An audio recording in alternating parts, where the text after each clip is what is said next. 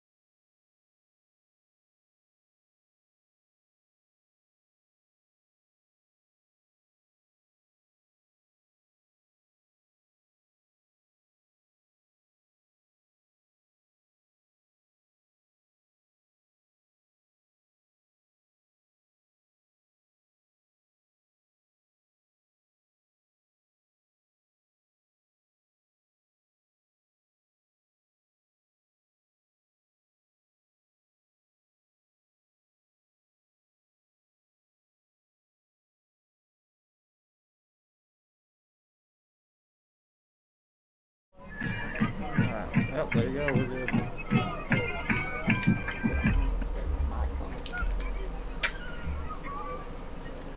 Good evening and welcome to the Cat Pack. Kevin Bishop here. I will be solo tonight as I've missed you guys out there. It's been, I guess, since last year around October since I've been in the booth. Missed the first couple of home games due to being out of town, but we are back and ready for some Wildcat football, and what a good night to be back. The Wildcats are facing off against Highland. Highland picked to win the conference this year. The Wildcats have kind of been a team that has surprised people. Picked 6th in the conference, has come out week 1, played a very good Nettleton team, very close. A ranked Walnut Ridge team in Class 3, played them within a touchdown. coming off a big win against conference foe Westside on their homecoming night with a 30-0 win, and we're getting ready for kickoff here.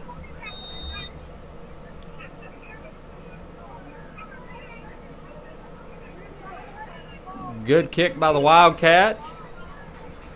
A return set up by Highland, and he is tackled at about the 37-38 yard line. So appreciate everyone tuning in tonight. If we're having issues with the live stream, feel free to text, or you can message on the live stream if you're out there watching. Let us know how we're doing, but glad to have everybody out there tonight, and a good crowd on hand for the Wildcats. It is a pink out night is the theme for the students this week. October, of course, Breast Cancer Awareness Month, so we are thinking about all the cancer survivors out there, and glad we get to do the pink, and that's carried on as a tradition in a lot of communities. Highland with the first play of the game, a little swing pass, a good pickup. They're going to get about 7-8 yards. Well, they're going to call it 6, so it is going to be second down and about 4. Of course, your Wildcats, your hometown Wildcats, in the black jerseys tonight, in the white, Highland. And I guarantee you there are a lot of Wildcat fans glad they did not have to make that long drive to Highland tonight. I'm sure Highland looked at the schedule this year as well and thought, man, we've got to drive to Trumann. Good little haul for both teams. The junior high Wildcats were at Highland last night. The Wildcats will move on to play Gosnell next week at Gosnell.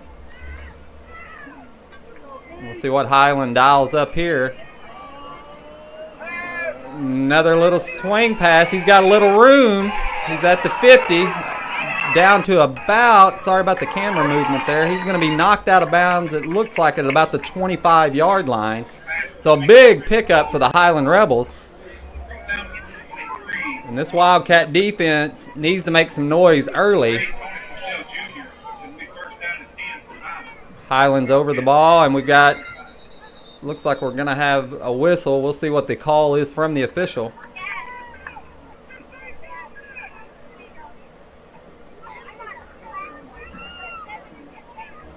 And it's going to be a false start against the offense. So a timely penalty for the Wildcats, as that'll back Highland up to the 30-yard line. We'll call it 1st and 15.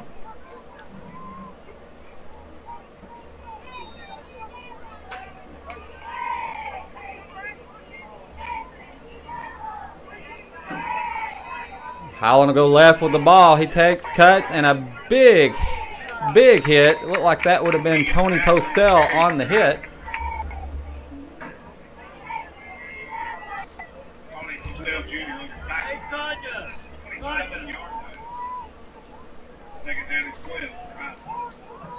Highland, it'll be second down and about 12. Looks to the sideline for the call. Ball snapped out of the shotgun. Fires it, and miscommunication there. It looked like the Highland receiver was on the ground, but good coverage by the Wildcats. As you can see, there were 3 black jerseys ready to make some noise if that ball was caught.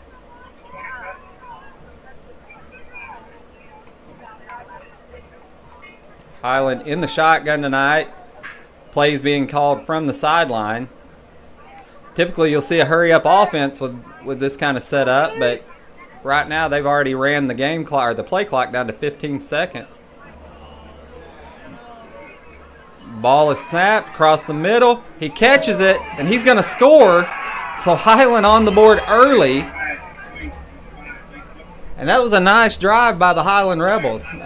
Moved the ball at will outside of the false start penalty. Everything positive. We'll have your score on the bottom of the screen tonight. Sorry we don't have the time, but this ball game just getting started as we're at the 10-11 mark in the first quarter, and Highland strikes pay dirt first. They're going to line up to kick the extra point.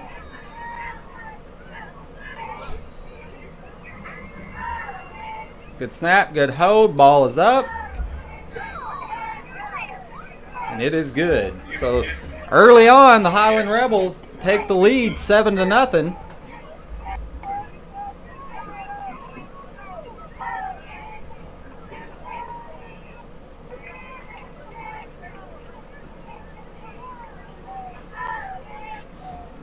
So the Rebels with the early 7-0 lead. And these Wildcats, they're gonna have to dig deep tonight. You got a home game, you got a home crowd in front of you. Traditionally, the Trumann Wildcats play smash mouth football at home. They play good in front of their home crowd. It's early, but they just can't afford any mistakes tonight. We need to keep everybody on the field. No, hopefully, I think we're down to no injuries tonight. Looking along the sideline, it looks like everyone is dressed out. If I am missing one, I apologize. And this is a fairly young Wildcat team, but with some experience. We've got several of the several members of the junior class that got quite a bit of playing time as sophomores. Then, of course, this team is anchored by the senior leadership of Tony Postel. Tony will line up in the backfield. He'll also line up at linebacker on defense. So Highland will line up to kick it. Ball is kicked, and it's going to take a bounce out of bounds. So the Wildcats will benefit from the ball being kicked out of bounds.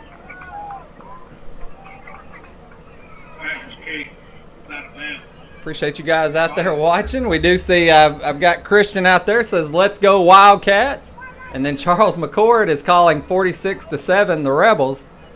A lot of ball game left. We'll see how this goes. Wildcats with their first play from the line of scrimmage tonight. Caden Donovan lined up at quarterback under center. Tony Postel goes in motion.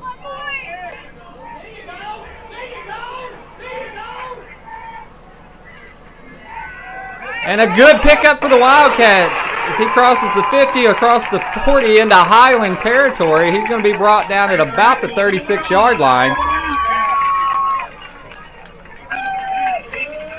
So that's good for a Wildcat first down. So a big pickup on the first play from scrimmage tonight for the Wildcats. And that's exactly what you need and what you've got to have when you come out of coming out, get the ball for the first time on tonight, and you're coming off of a defensive series where Highland moved the ball at will. So if the Wildcats can do the same, they'll let Highland know, hey, we're here to play. We can move this ball too. Under center again, Donovan takes the snap, hands the ball off to Tony Postel, and that'll be good for about a 4-yard pickup. So we're going to call it 2nd and 6, maybe a long 6, 2nd and 7.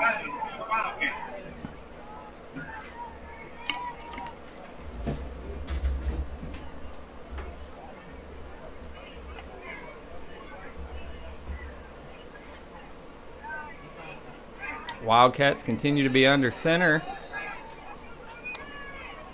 Motion by Tony Postel. Ball snapped, and we've got a whistle. And that's going to be offsides against the Highland Rebels. So another positive penalty for the Wildcats is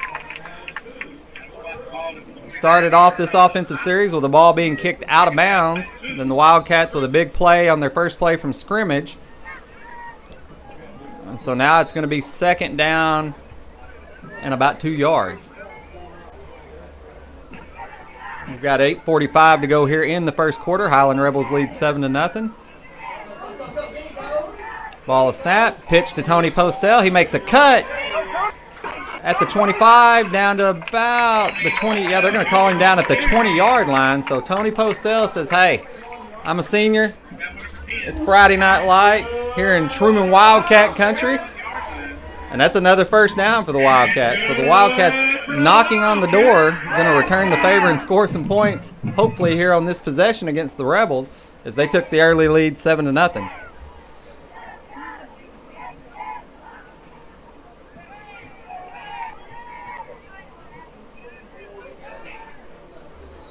A little bit of motion, ball snap, fakes the pass. Donovan's wrapped up immediately, so not sure if that was a busted play or good defense on Highland's part.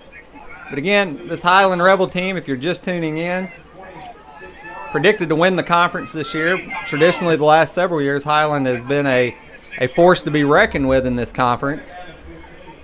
This year, no different. Opposite side, the Wildcats. A lot of people picking them to be at the bottom of the conference this year, and they've played well early on.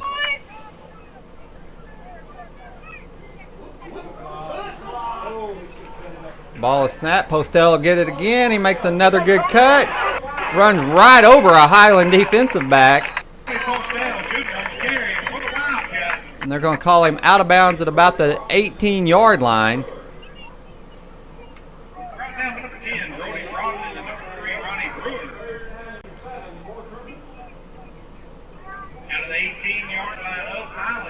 Got Miss Lisa Pettit out there. I apologize if I said that wrong, but this is Braxton Cook's new grandmother.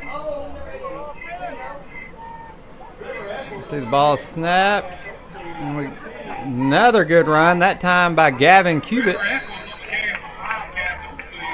But Miss Lisa says, I'm watching from my semi on YouTube down here unloading in Monticello, Mississippi. Love being able to watch our boys. Let's get this win, man.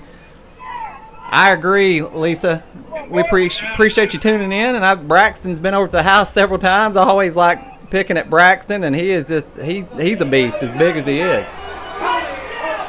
We'll see what happens here. Tony Postel with the ball. He makes a cut. He's at the 5. He's in the end zone. So Wildcats, they strike right back. Not intimidated at all by these Highland Rebels. And we've got a ball game on our hands early.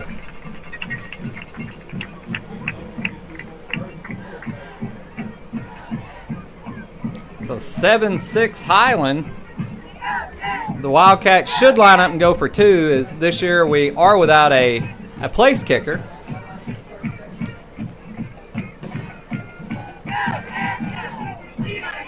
And this could give the Wildcats a 1-point lead if they're able to convert. Ball be spotted at the 3-yard line. Caden Donovan will keep the ball, quarterback keep, and he scores. So just like that, your Wildcats lead 8-7, 6:21 to go here in the first quarter.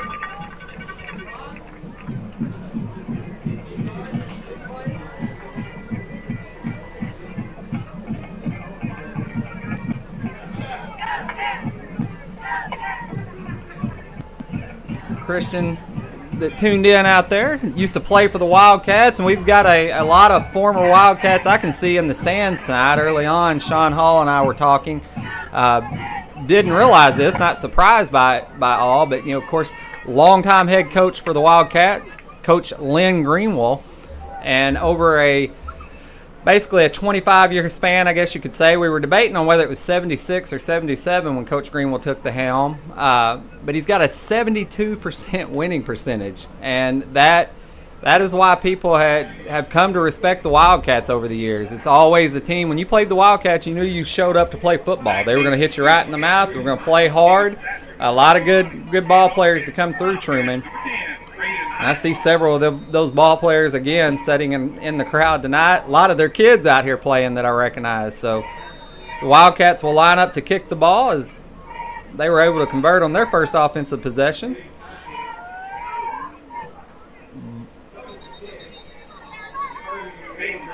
And the ball will be spotted, it looks like, at about the 34-yard line of the Rebels.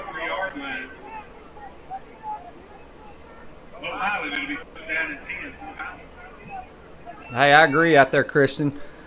I'm pulling for those Wildcats tonight. Don't ever count the Wildcats out. And they showed that on their first offensive possession. They said, Highland, we appreciate you, but we're going to match it. So we'll see if the defense can come up with a big play here. Again, early on the first drive by the Highland Rebels, they moved the ball down the field with ease. A couple big plays.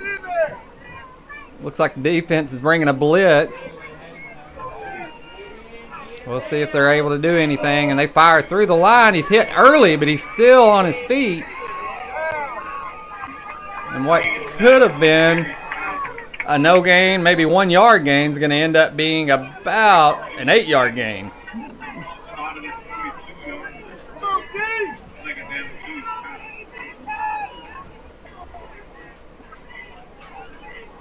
Highland with 4 receivers at the top of your screen.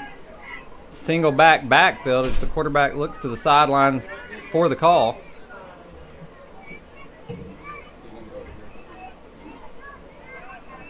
And I agree, Charles McCord, that was a great drive by the Wildcats. We need a defensive stop here on 2nd and short. Quarterback keeps the ball. He's hanging on to it, and a big hit by the Wildcats. They're going to knock him out of bounds. That's going to be a loss of about 8 yards. They're going to spot this ball. We'll see where they spot it. Sorry for the pause on the screen there. At least I'm seeing a pause on my side. And they gave him a little bit of forward progression. It looks like they are going to spot this ball at about the 39-yard line of the Rebels. So it's going to bring up 3rd and about 6 for the Rebels. Rebels running a spread type offense. You'll see 3 receivers at the top of your screen, 2 receivers below. Empty backfield with just the quarterback in shotgun. Right now would be a perfect time for the Wildcats to bring a blitz. And they do blitz. The outside linebacker causes a quick pass, and it's broke up. So Tony Postel knocked that pass down. He punched it into the end zone earlier, and then now a defensive deflection. And that's a big defensive series for the Wildcats. As much as these Highland Rebels will like to throw the ball, we do have quite a bit of youth in our defensive back positions. You'll see Drake Harlow back deep right here. Looks like he may receive that ball. Drake, a sophomore, playing defensive back. So he was playing junior high football this time last year. Ball is kicked. And we'll see what happens. The ball is deep. And he muffs it. Oh, it looks like Highland Rebels will recover as the punt is muffed.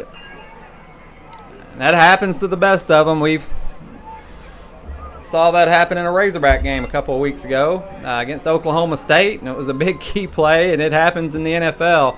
I've always said I would not want to catch those punts. You've got protection out there, but I've always thought, man, I'll have that one crazy guy flying down the field that wants to knock my teeth out.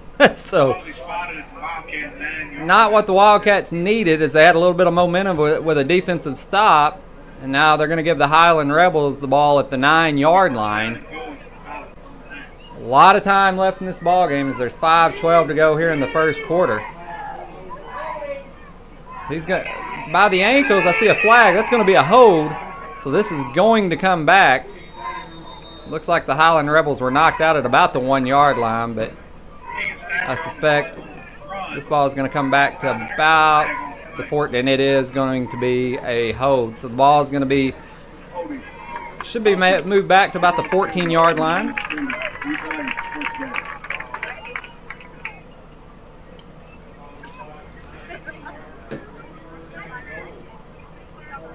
I apologize. I said the 19-yard line. So it will be 1st and goal for the Highland Rebels.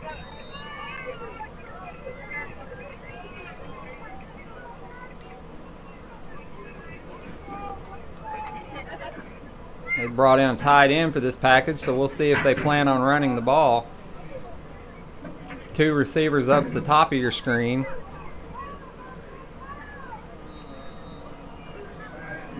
A little pop pass to one of the receivers, and we've got to have a little better coverage than that. Playing a little soft on that coverage. They do allow the completion, but again, it's, keep them in front of you. We just got to keep them out of the end zone as the Rebels were backed up from the penalty call. So it is 2nd and goal from about the 15-yard line, 14-yard line. So Wildcats with a big defensive stop on that last series. We'll see if they can come up with another. Ball is snapped, but we hear a whistle and a flag thrown. We'll see what the call is going to be from the official.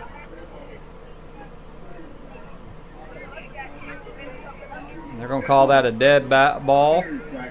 False start against the Rebels. So Wildcats no doubt benefiting from some early penalties here as we've got 4:25 to go in the first quarter. Wildcats do lead 8-7. It's not a loss of down on that penalty, so it's going to bring up 2nd down and roughly 20 with it being 2nd down and go. And I apologize if I'm a little rusty tonight. Again, first time back since last year. Running solo tonight. Rebels, they'll go to the air. Ball's caught, but he's immediately knocked out of bounds. So it's going to bring up third and about, they're going to spot that ball at the 9-yard line. Again, third and go. So the Rebels must get in the end zone in order to not turn the ball over on downs. So these Wildcats need to dig deep right here.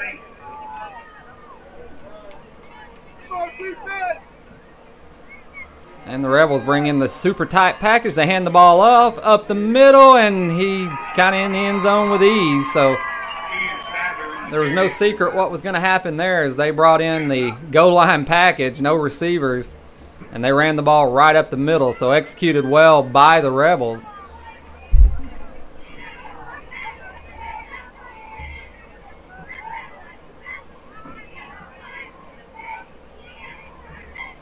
So your Rebels will lead 13-8 as they'll attempt the extra point here.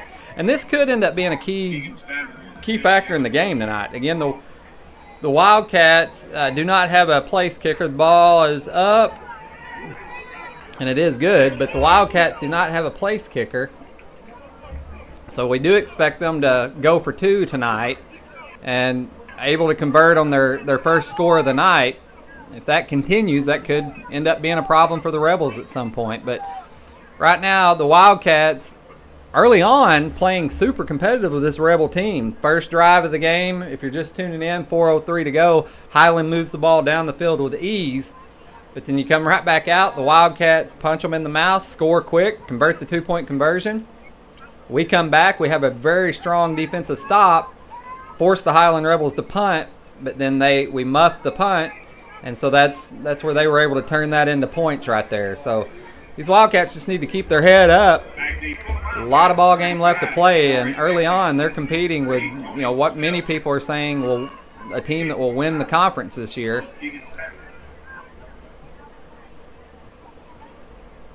But I know these Wildcats don't want to just come out and be competitive tonight. They want the W, and I think that's what this home crowd wants as well. Great weather tonight for football.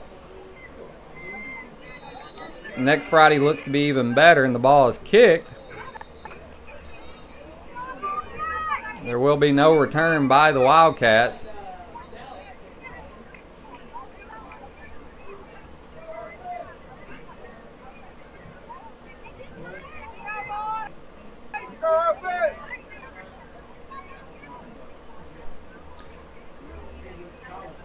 So the ball will be spotted at the 20-yard line. So the Wildcats going to have to take this 80 yards to get into the end zone. Again, we appreciate everyone tuning in out there. Hope the live stream is nice and clear and you guys can hear me fine.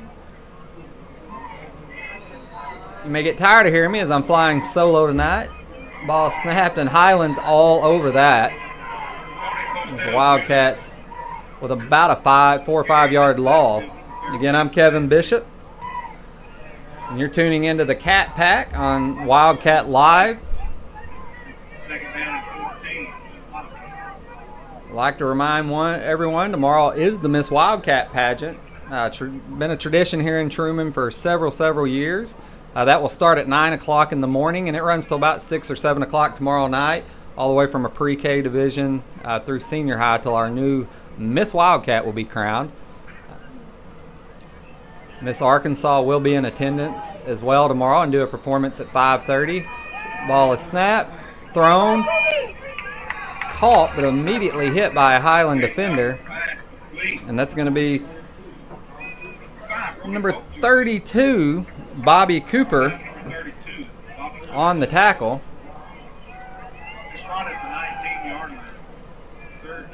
Our reigning Miss Wildcat, Miss Mary Beth Penner, will be on site to crown the new Miss Wildcat 2024-2025 year.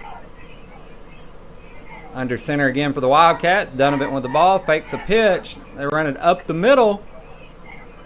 Positive gain, but it's not enough for a first down, so it's going to bring up 4th and about 6, and the Wildcats looks like they will elect to punt the ball. So Highland with their first defensive stop of the night.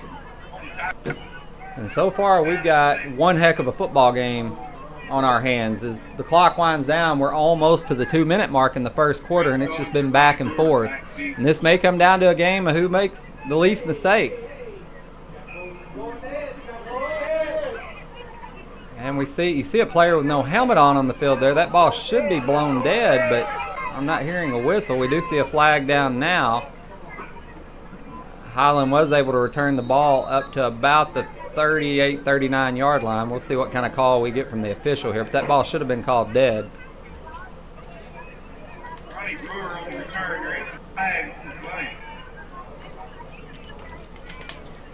And I do understand, as a message on here, is Braxton Cook's grandfather is watching from the hospital tonight, and we wish him well. We want him to get better, and hey, nothing would make you probably feel better than a Wildcat win, but we're glad you're tuning in.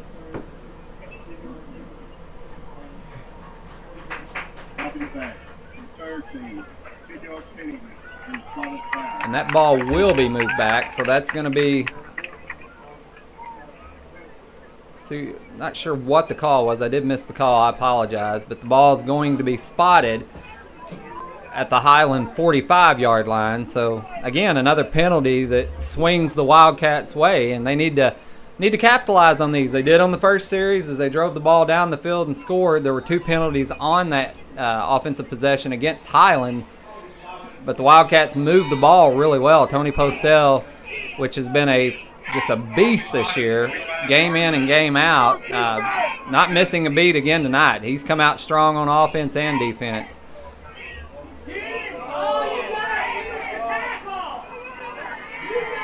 Highland swing pass. He's on him early, but he doesn't wrap up. Number 1 for Highland will take the ball down the sideline. We're going to see where they knock him out. So, again, the Wildcats had a chance for a big defensive stop there, and we've just got to wrap up. That's football 101, and that's Keegan Statler. They list him at 5'10", 197 pounds. He's a senior for the Highland Rebels. He picks up the big gain. Highland again. They're going to go to the air, it looks like. Ball's downfield. Ball is caught. The Wildcats there immediately, but not until a gain of about 15, 20 yards. So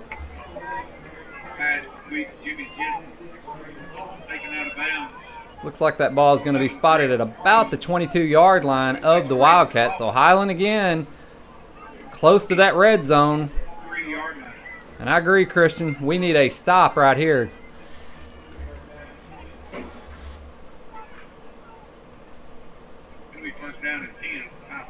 Play clock's down to about 26 seconds. Game clock at 1:35 in the first quarter.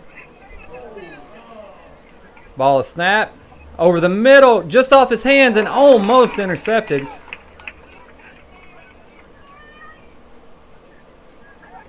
So the Rebels will bring up second down for the Rebels.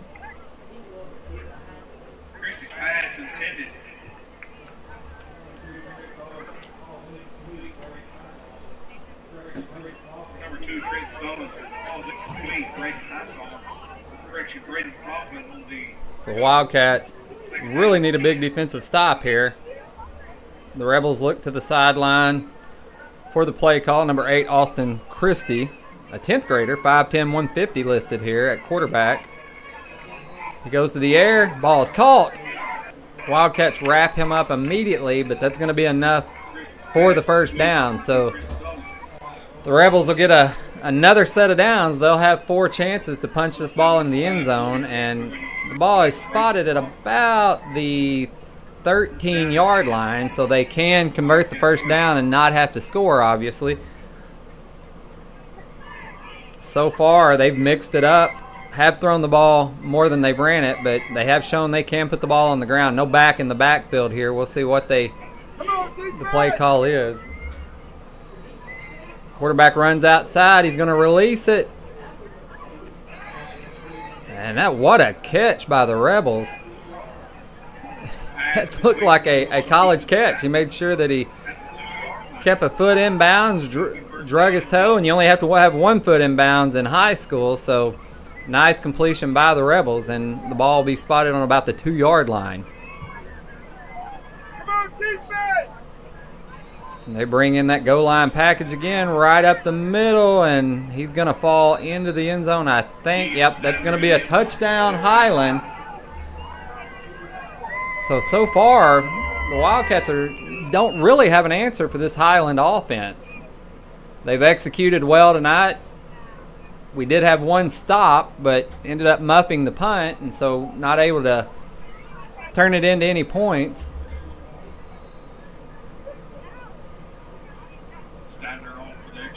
The Wildcats will fall 20-8 here in the first. Make that. We'll see if they get the extra point here. Ball is down, kick, and it's good. So 49 seconds to go here in the first quarter. The Wildcats trail 20-8 to the Highland Rebels.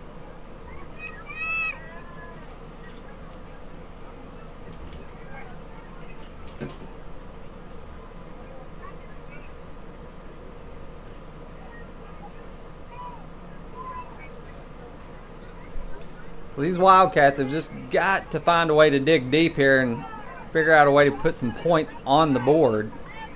They will get the ball at halftime, as they did defer on the coin toss early on. But we can't find ourselves not getting some points here and then turning it over and giving Highland a chance to score. We score here, run some time off the clock, which our offense is set up to do. We've still got a ball game on our hands. I mean, this has been a great ball game all the way down to 49 seconds here in the first quarter. So don't count these Wildcats out just yet. We just need some excitement to get this home crowd fired up. Weather's perfect. Low to mid-70s. Clear skies. And the ball will be kicked off from the 40-yard line.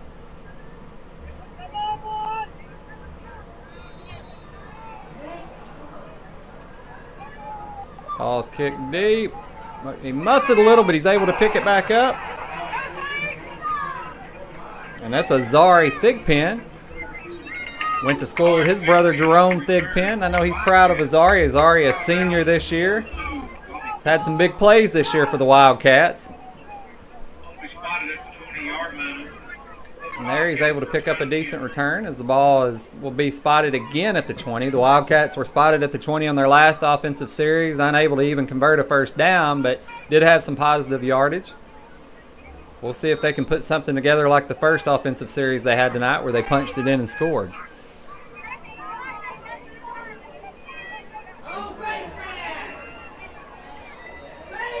Wow, Tony Postel, and he looks like a face mask there, but we're not. No flag, but you could see it clear as day there on your screen. No call. We got Michael DeWitt out there. Says to tell everybody he says hi. Michael, we appreciate you tuning in here, and I hope these Wildcats can put something together here. They're going to be second and about 11. Back on their own 18-19 yard line.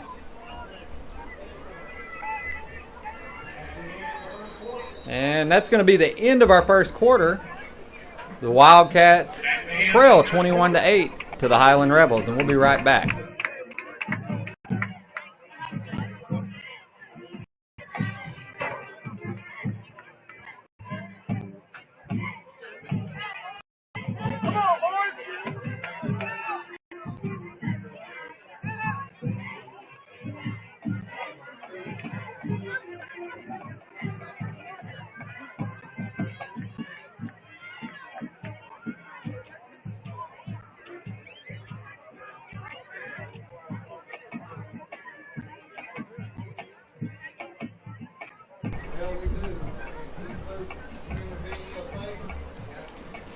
So welcome back to the Cat Pack here on Wildcat Live. I'm Kevin Bishop, and I am solo tonight up here in the booth. My man Evan Bishop, my nephew, is now a freshman in college, and he had obligations with school tonight. Sometimes I get some help from Luke, but he is senior class president this year, and he did not want to be up here with Dad tonight in the booth. So end of our first quarter. We're about to start the second quarter here. The Wildcats do trail 21-8 to the Highland Rebels. However, it was a really good first quarter. That score is not indicative of how good of a football game we had there. The ball handed off again. And it does not look like the Wildcats pick up maybe a yard. And that was Braden Whitsitt, the sophomore, on the carry. And Braden being a sophomore, he runs like a tank. He just, when the ball is in his hands, he can run over some folks. And he's got some wheels if he breaks loose. Been a nice addition to this Wildcat offense and defense this year, but only a sophomore, so we've got a lot of good football, hopefully, left with Braden.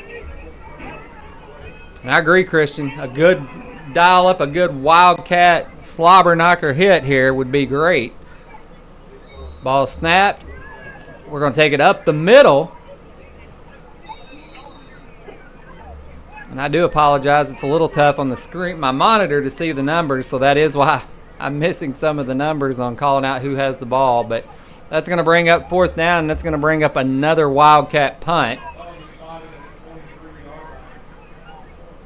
The ball's about the 23-yard line, so Highland's going to have very good field position after this punt, and the defense is going to have to figure something out as the offense has struggled the last couple of possessions.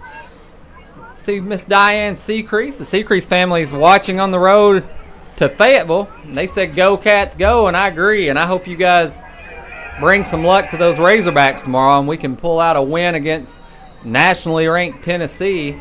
Remember the last time Tennessee was at Arkansas, I believe that's when Darren McFadden was still a part of the program, and he put on a show that night. Primetime game. Threw for, I think, 200 or 300 yards, ran for another 200 or 300. Many of you that watch Darren McFadden out there, man, there's just not another football player, or rarely is there a football player like him. He was a generational talent. We got Mr. Samuel Dilly.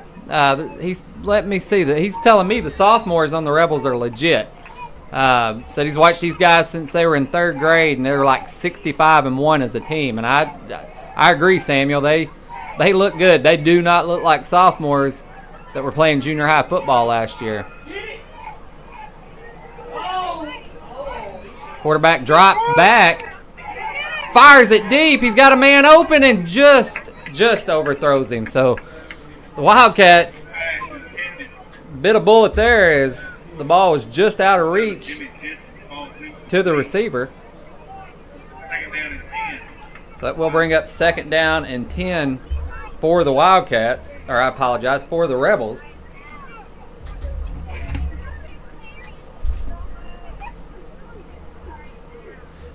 Me and you both, Diana. I'll be calling those Hogs tomorrow night at about 6:30. And I'm ready to hear some cowbells here with the Wildcats as Highland drops back, throws the ball over the middle. It's caught, and there's not a safety back there to catch him, and Highland is going to score once again. So, and this offense right now is doing whatever they want, as that will bring our score to 27 Highland, 8 Wildcats.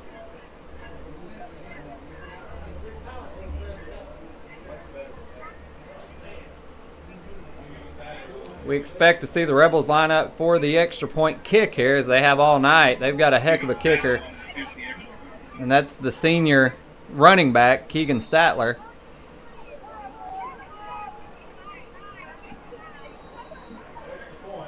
Snap is good, ball's down, and it's up, and the extra point will be good. So your Highland Rebels, with 10:08 to go here in the second quarter, take a 28-8 lead over the Wildcats. So if you're just tuning in, it's going to feel like I'm telling you a tale, I guess they say, but we had a very good ball game here in the first quarter. Highland scored early. The Wildcats answered with another score, had a big defensive stop against the Rebels, and then we had a muffed punt, and the Rebels have not looked back since then. They took over on their own, or the Wildcat 11-yard line, couple penalties, but able to punch it in and score. And they have not looked back, as I said, as they've picked up a couple of scores since that possession. And if this offense can't come up with some points here soon, and the defense can't come up with a stop, this one's going to get ugly quick. Again, Highland is picked to win the conference this year, a very good football team, so this is not taking a shot at the Wildcats. Highland will be most likely hosting a home playoff game before it's all said and done this year. Ball is kicked, and it's kicked deep. It's going to bounce. They're going to Wildcats will let it bounce into the end zone, so that will be a touchback.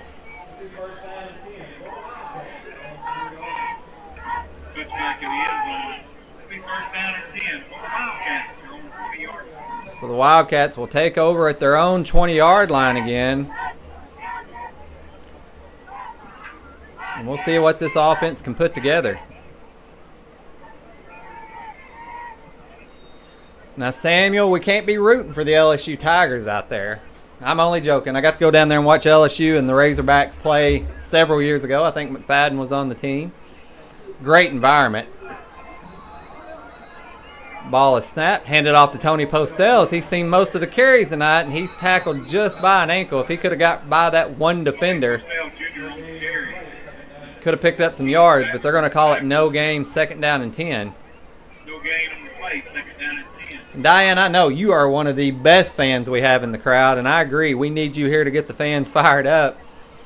Not beating up on our Wildcat fans, but they are a little quiet right now. But in a 28-8 ball game, that happens sometimes. Wildcats with the ball snap, handed. Caden Donovan will keep it, and he does pick up positive yardage. Donovan, just a junior for these Wildcats, taking over at quarterback after a memorable season from Jake Osment. Jake put up some major yards last year. Toted the ball several times for the Wildcats. And they do miss that class from last year. You had Jake Osment, Gavin Greenwell, Carson Smith. I get to naming these. Aiden McKay. I get to naming some of these seniors, and no doubt I'll miss some, so I should be careful doing that. But a strong senior class left last year, and we've got a lot of new guys on the field. Ball snap. Donovan dropped back. He's going to throw it. Yep. And the completion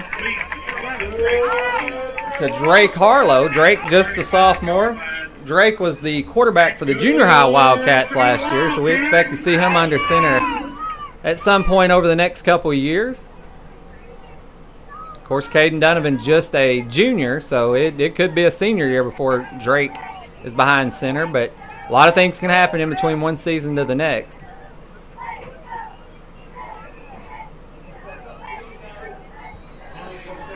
Ball snap, handed off to Postel. He'll make a good cut and another positive yardage. So this looks like the Wildcats we saw on the first drive tonight as they're moving the ball down the field. It's going to bring up at about 2nd and 5. I do see we've got some Mississippi State fans watching out there. I don't know if I can even squeeze it out, but I'm going to say Hell State. And do not record that if you're out there. Miss Julianne Penner and Miss Amy Henderson down in Starkville tonight. We appreciate you guys tuning in. Apologize that I'm the solo act tonight, so you just have to hear me over and over, but hey, we'll make it through it. So the Wildcats are going to have 3rd and short right here.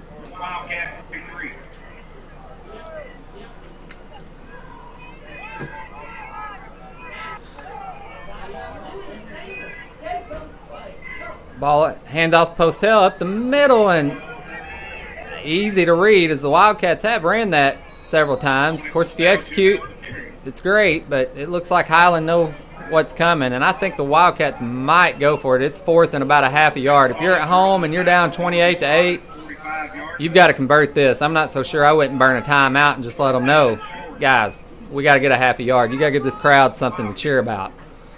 Been a good series here for the Wildcats as they've moved the ball, and we'll see if they can dig deep right here. They may try to pull the Highland Rebels off sides. Ball snap. No, they won't, and it's going to be up to that. And I think we're going to have a false start there. It looked like some movement in the backfield before the ball was snapped. Just an unfortunate penalty for the Wildcats, as it did appear that they were going to convert that. Christian, I agree. We need you here to get the Wildcat fans fired up. Everybody's staying in their seat right now. Not a lot of movement. And Trumann will call a timeout here. So with that timeout, you would suspect that the Wildcats may go for it. It's a, maybe a high risk, high reward type situation. The ball is on the Wildcat almost 40-yard line. It's like the 39 and 7/8. And so it's going to be 4th and about 5. But they find themselves trailing 28-8 at home. So to keep this crowd in it and to keep the confidence up on the Wildcats, going for it and converting right here would be huge. You probably don't pick up a very many more yards on a punt. So I like the decision to go for it here. I might would have called a timeout before that last possession just to calm everybody down and say, hey, we got to get a half yard, but it's easy for me to make that call up here in the booth. So never want to be critical of those type of decisions. So the Wildcats, we'll see if they can dig in here. As we've got 6:40 to go here in the second quarter, first half of the ball game. Donovan keeps the ball. He goes to the left of your screen, and he's going to be hit immediately. So the ball will be turned over on downs, and Highland with 6:34 to go here in the second quarter. They're going to take over on the Wildcat 39-yard line, so great field position. I've even got my nephew Ray out there. Said he's eating and watching in the best SEC town, Fayetteville. So Chad and Ray and Bianca all over in Fayetteville for tomorrow's game. It's going to be great weather for some college football tomorrow as well. I think that kickoff's at 6:30. Temperature should be in the low 70s, maybe high 60s.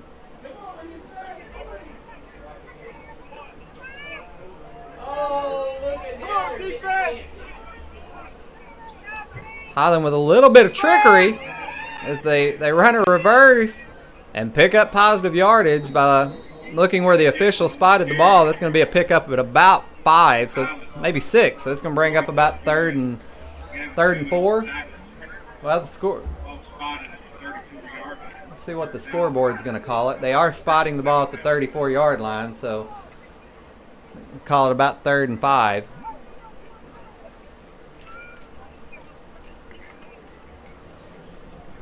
Highland with the empty backfield out of shotgun, because that's what they've ran most of the night. Quick pass.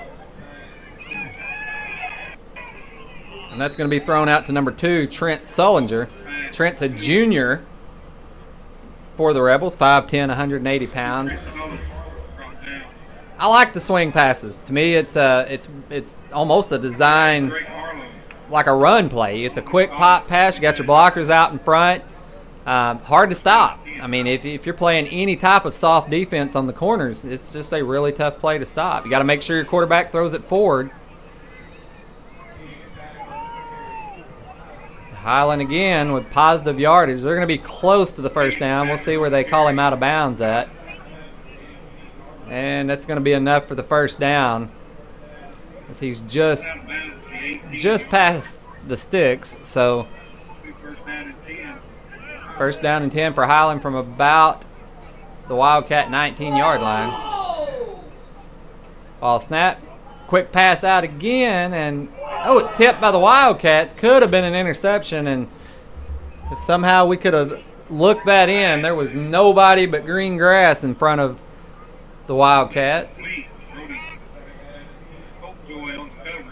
And that was Popejoy on the coverage. So it'll be 2nd down and 10 for the Highland Rebels. Again in shotgun, one back, quick pass right up the middle. It's converted, and not going to be enough for the first down, but a big pickup on first down. So it's going to bring up 2nd and about, I apologize, 3rd down and about 2.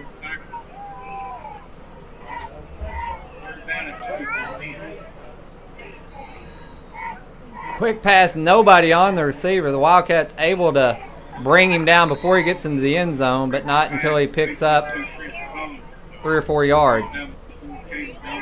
We got Mr. John Cook joining in. Let's go Wildcats. Let's get fired up. And I agree, John. Do see a flag on the field. We'll see what the call is here. We've got 4:59 to go here in the second quarter. And what was a great ball game all the way down to about 49 seconds in the first quarter has gotten a little ugly here for the Wildcats. So another penalty against the Highland Rebels. Ball will be spotted at the Wildcat 20-yard line. Third down at 12. So the Wildcats have had some penalties go their way, have had some stops tonight, but Highland has just seemed to have an answer time and time again. Drops back, ball thrown to the corner of the end zone. He goes up. Oh, and a late flag. Fastball is incomplete. There is a flag on the play. Not to be critical of our officials, but that did not look like a pass interference from up here. But where that flag was thrown, that's about the only thing it can be. And a pass interference, and it is going to be pass interference against the Wildcats. Again, Wildcat defense here with a chance to make some noise. If they could get a stop here, I suspect the Highland Rebels will use both these downs to try to punch it in the end zone. They do have a very good kicker. I mean, I guess we could see the kicker come out for the 3 points. I don't think that'll be the case. So if the Wildcats dig deep here, let's get a stop. Going to be third and short for the Rebels. They run the ball to the outside, breaks a few tackles, squeezes up the middle. Key and Steiner on the carry. They're going to call it fourth down. They're going to say he did not get it. So it's fourth and a nose hair, as they would say. And that was Tony Postel Jr. on that tackle. Tony Postel Jr. on the tackle.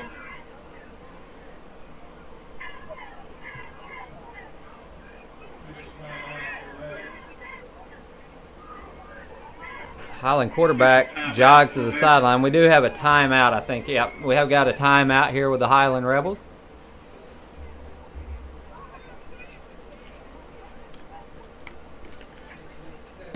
So 4:32 to go here in the first half of this ball game. Of course, you can see the score there, but the Highland Rebels find themselves on top, 28-8.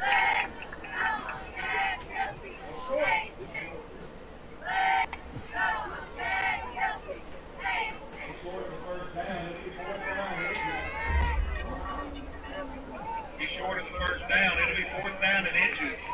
Wow.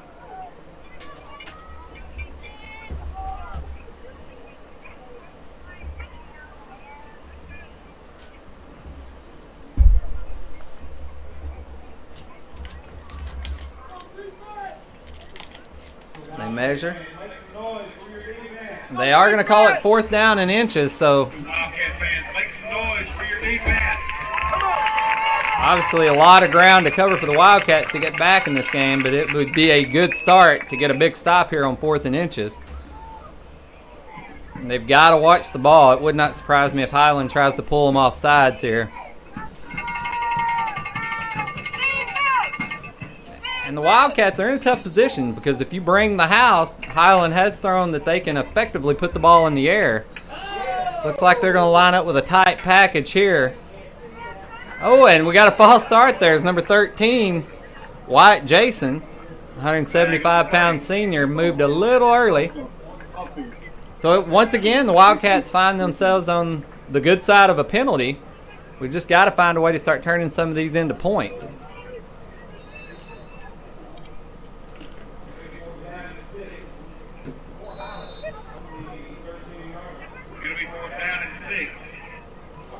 Getting an update is Brooklyn leads Nettleton 21-0 at the half.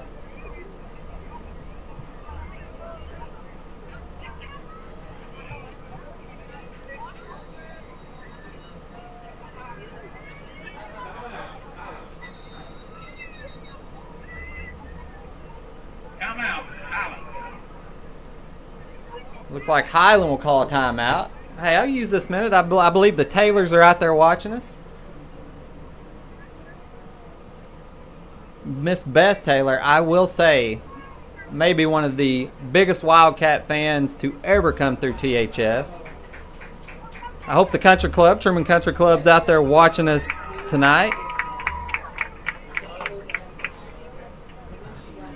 I know Coach Daly Taylor's out there watching us. And Daly, I was looking through some of the notes for the Miss Wildcat pageant tomorrow, and I noticed your name on more than a handful of who their favorite teacher was, Coach Taylor. And I'm not surprised by that at all.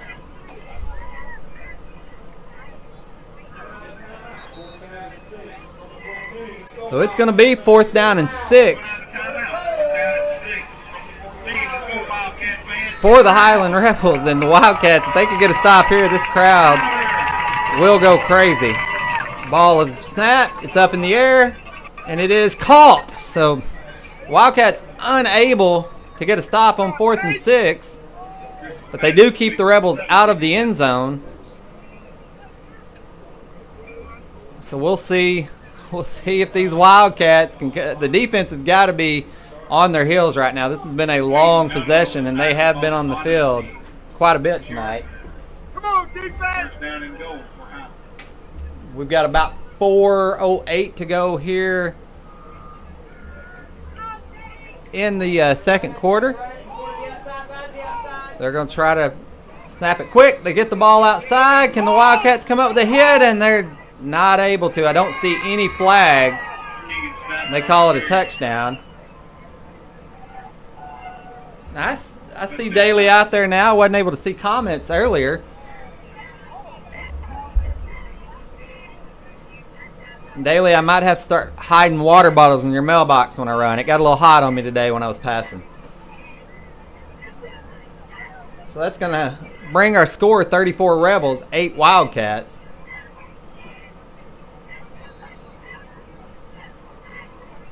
Once again, they'll put the ball down and attempt the extra point. Their kicker's been very strong. Ball's back, snap, and we block it. So, hey, big block there by the Wildcats. Some positive after what's been a little bit of a long game here in the second quarter. The Highland Rebels have controlled the ball just about this entire second quarter. Again, if you've got any scores out there,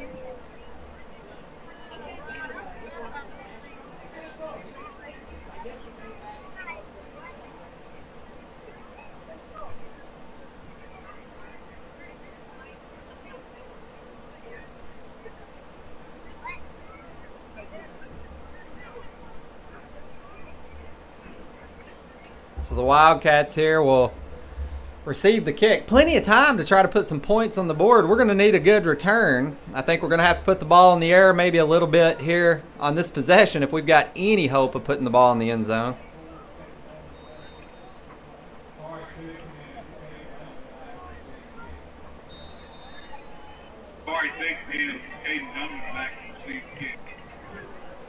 Ball is kicked. See if the Wildcats, they will try to return this one. Tony Postel on the, or I'm sorry, Azari Thigpen on the return, and he's hit immediately at about the 21-yard line. So decent return there by Azari Thigpen, the senior. Got Miss Sheila Smith out there, and she says, "Go Cats." So Wildcat fans, I hope you hang with us here. It's not been fun if you're rooting for the black and gold so far, but a very, very good Highland team. This is not a lot of season still left for both of these teams. The Wildcats on a good little run here with state playoff appearances, and they'd like to follow that up again with an appearance this year, especially with everybody counting them out. And it does look like the Wildcats might take it to the air a little bit here. We'll see. Motion. Donovan keeps the ball instead. Positive yardage, but not much. Maybe a half a yard. It's going to bring up second down and about 9.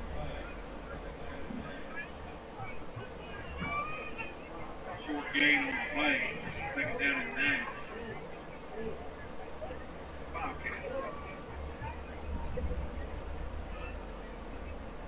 Wildcats await the call from the sideline.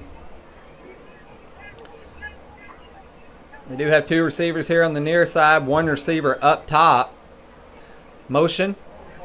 They'll hand the ball off to Tony Postel. Good carry up the middle, but he's picked up by the Highland linebackers after about a 5-6 yard pickup. So it's going to bring up 3rd and short, which are situations you want. We're going to have to find something other than just positive yards with Tony Postel, which we love giving him the ball. But, boy, going both ways all night long, you start to wear down even in mid-season. And we've got an injury on the field, so both teams will go to their sidelines. I believe that's Miss Carolyn Houghton out there tonight tending to our Wildcats. The Wildcats fortunate enough to have athletic trainers on the sidelines at just about every Wildcat ball game. And that's such a positive for the Trumann School District. Looks like that is number 50. Is it number 50, Jacob Jones, I believe? Am I reading that? Yeah, number 50, Jacob Jones. And it's always good to see them walk off on their own. And he's walking off on his own. Looks a little winded. Not sure what the hit was there.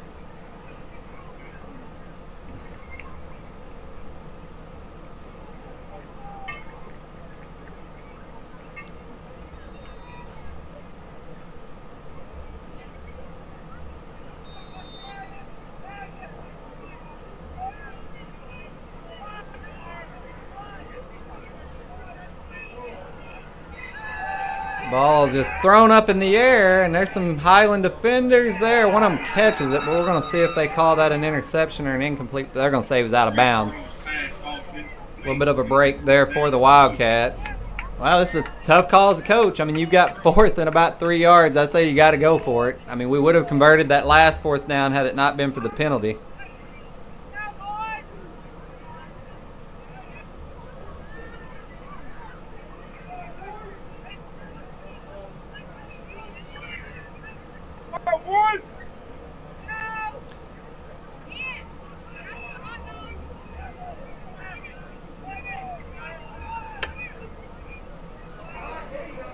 Wildcats pack it in. Handoff right up the middle.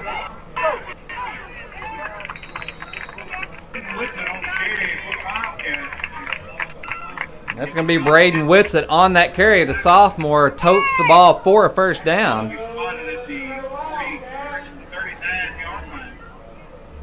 That's good for another Wildcat.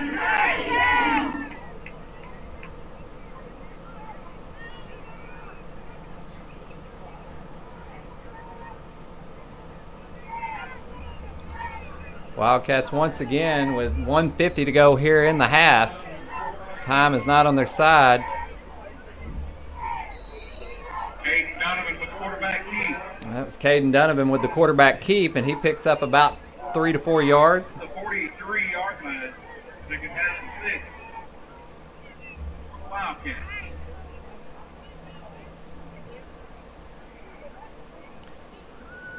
Are getting some reports that the camera lens early on, I apologize, Daniel, just seeing your text was a little bit blurry. Hopefully that's been cleared up.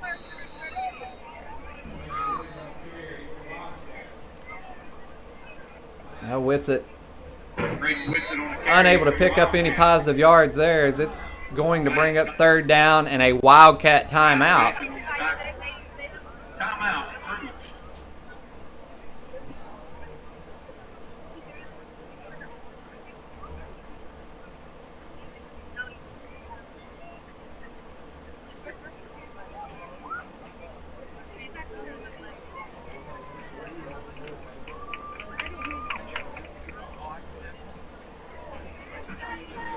Appreciate Cedric Anderson out there. Update me on the Nettleton score and the Brooklyn score.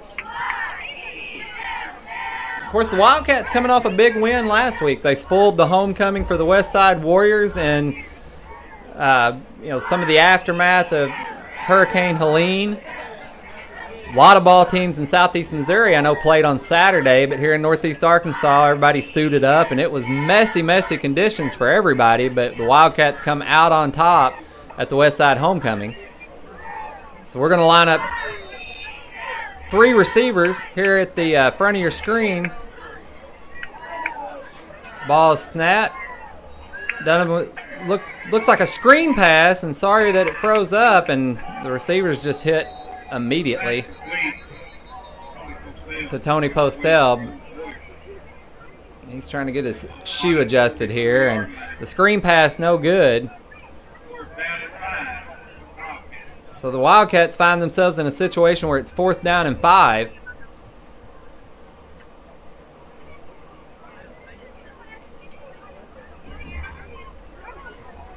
And I do apologize for some of the lag. That's way out of my expertise. I can barely put on these headphones and talk through this mic. So we apologize for any of the delays. I know we don't have a time clock here, but as the Wildcats take another timeout, we've got 1:05 to go here in the second quarter.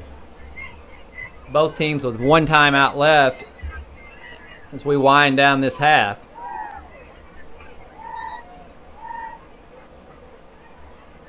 More than anything right here, if you're the Wildcats, you don't want to turn this ball over, but 4th and about 6 or 7, I don't think you have another choice but to go for it maybe.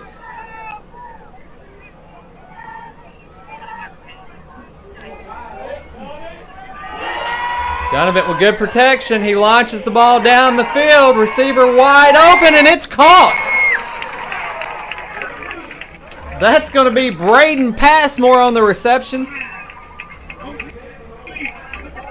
Braden also a stud pitcher for the Trumann Wildcat baseball team, and I'll get to see Braden tonight. He's usually over at the house with Luke. A lot of times Tony Postel might be there, Braxton Cook, some of those guys. So big play for Braden Passmore, and that's what the Wildcats needed right here at the end of the first quarter. They will get the ball back. And I'm Wildcat through and through, so I want to get the ball, score here, get the ball back, second half. Score again, and we've made this a ball game again. Donovan with the ball. He evades some tacklers. Oh, he throws the interception. He had a guy open in the corner of the end zone. Not sure if he didn't see the defender. But, man, the Wildcats with another missed opportunity that could have been points. I think when they go back and watch film, they're going to see some key situations where they can improve as a team. No doubt that the Wildcats are, up against a very tough Highland team, but there's been some key mistakes that this could be a lot different score right now. My man Jason Jameson telling me out there Rivercrest leads Newport 22-12. The legend Jeff Williams did send me an app a minute ago that I'm thinking is probably going to help me track some of these high school games. Appreciate Jeff sending that. Better known as the legend.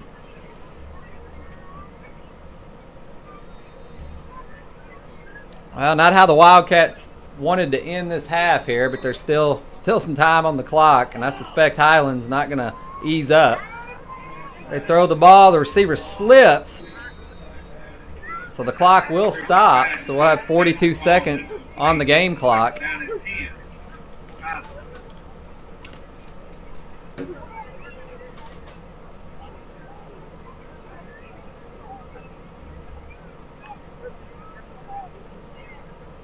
Apologize for those of you that have heard it already, but if you're just tuning in, the Miss Wildcat pageant tomorrow. Long-standing tradition here, a fundraiser for the cheerleaders. That'll kick off at 9 in the morning with our pre-K division and run all the way through 6 or 7 tomorrow night, and we will crown a new Miss Wildcat, Miss Mary Beth Penner, the reigning Miss Wildcat.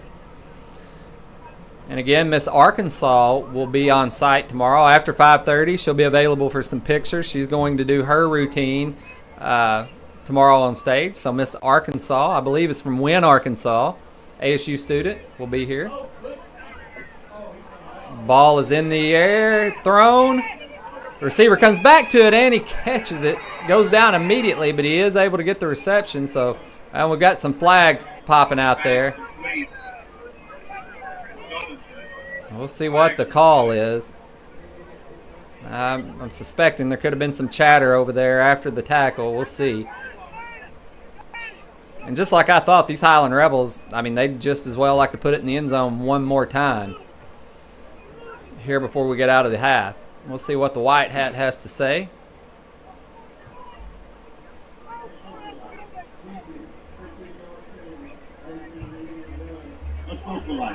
And that's going to be an unsportsmanlike conduct penalty against the Wildcats.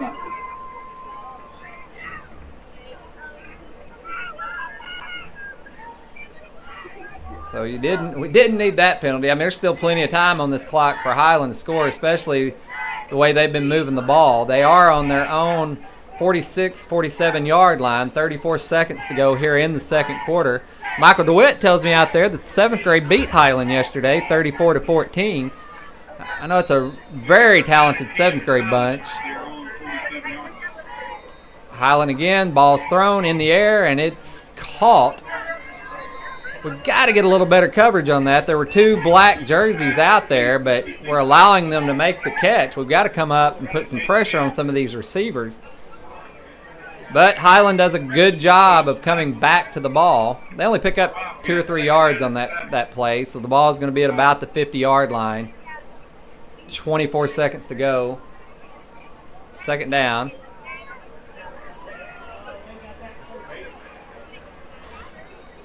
Ball is thrown. Block late on Drake Harlow, so the receiver's wide open, and he's going to pick up some big yardage. Lucky for the Wildcats, he did step out of bounds, it looks like, at about the 25-yard line.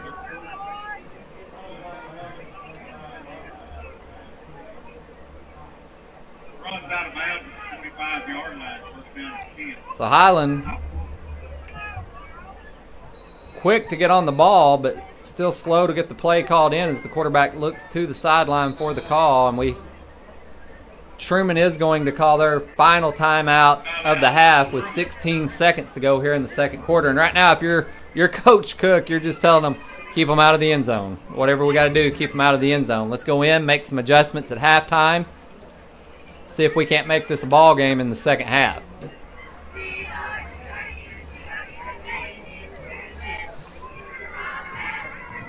Early on tonight, the Wildcats looked good against these Highland Rebels. A few key plays here and there, and they find themselves in a hole. No doubt the Highland Rebels have moved the ball really well, a very good football team. But this score isn't exactly a good story of the game. It would be a good story of the second quarter, as Highland has controlled most of the second quarter, but the Wildcats just have not converted some key penalties and key plays into points, and then they've had a couple of big mistakes, the muff punt, and then we had the interception in the end zone. Could have been, right there, that could have been easily a, 14 to 20 point turnaround. And we find ourselves in a 34-8 ball game. Again, the Wildcats will get the ball when we come out at the half. So Highland, 12 seconds to go here on the clock. They're going to go to the air. And again, over the middle, but the ball, that will be an incomplete pass. It looks like the Wildcats are in some type of zone coverage. Again, some inexperience at the defensive back position, as we graduated all 3 seniors last year that started at that position, started from the 10th grade through their senior year, so brand new faces.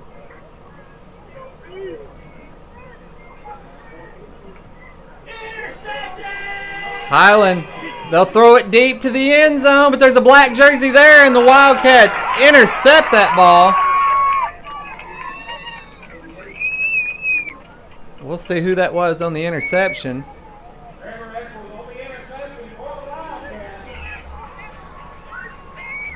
That was Trevor Eccles, number 88 for the Wildcats with the interception. So the Wildcats do keep the Rebels out of the end zone. There's only 1 second on the clock here. I suspect the Wildcats will nil on this ball. The last thing you want is an interception or a fumble when you've just had a defensive stop. So the Highland quarterback's been very good tonight, but a mistake there is he threw it up, the Hail Mary type pass, and the Wildcats able to intercept it. So 1 second. This will be the last play of the second quarter before halftime here.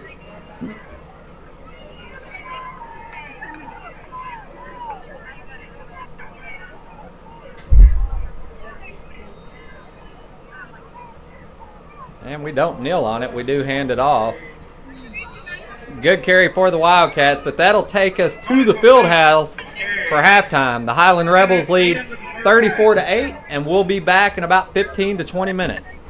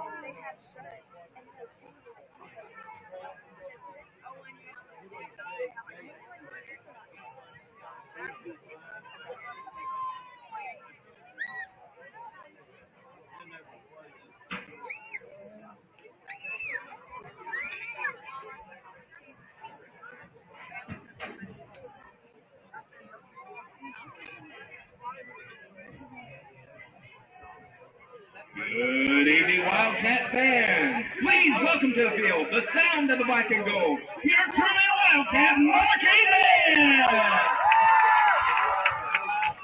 Tonight's halftime entertainment is entitled Tales of Arabia. Sit back and relax as you're transported to a captivating world with the enchanting sounds of the Arabian Peninsula's folk music. The band will be performing A Night in Arabia, Sword Dance, Snake Charmer, and Bacchanal. From Major, Bedarian Williams, is your band ready?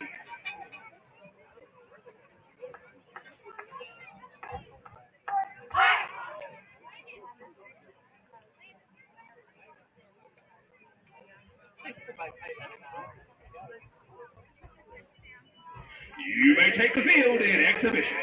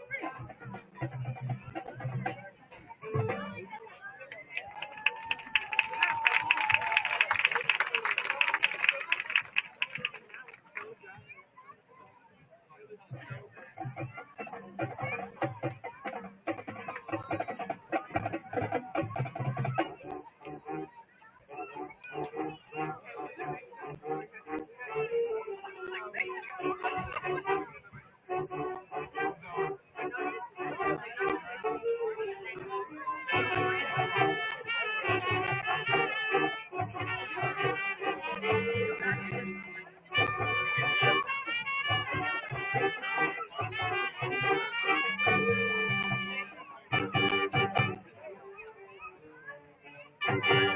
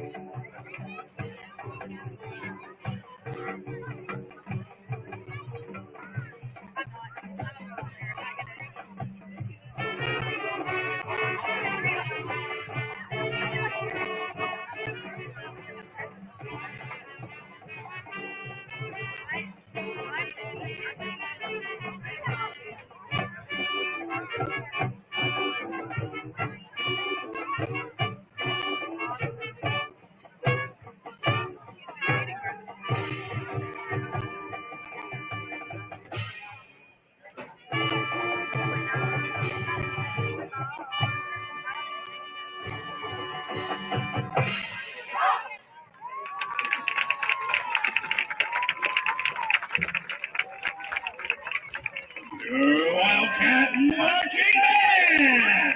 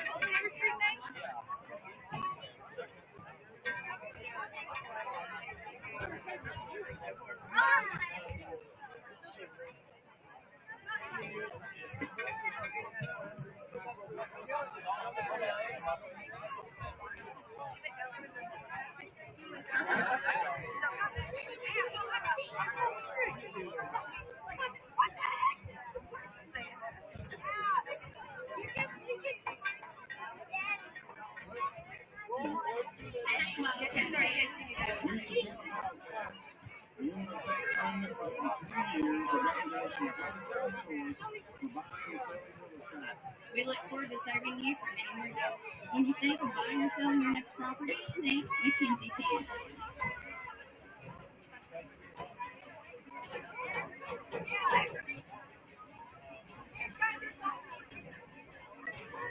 Touchdown, Trumann!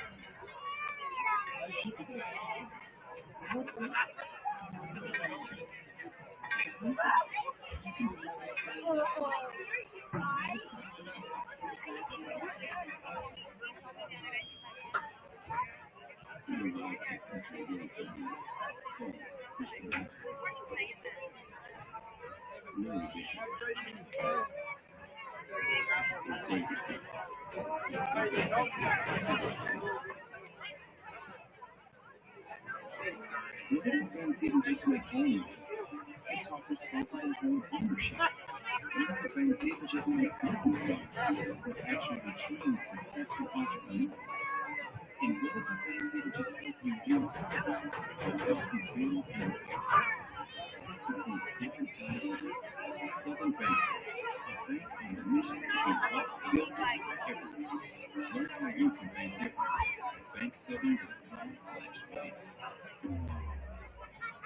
This portion of Wildcat Football is brought to you by County Country Industrial Supply. For our Federal Pennsylvania, call County Country Industrial Supply at 870-483-6270.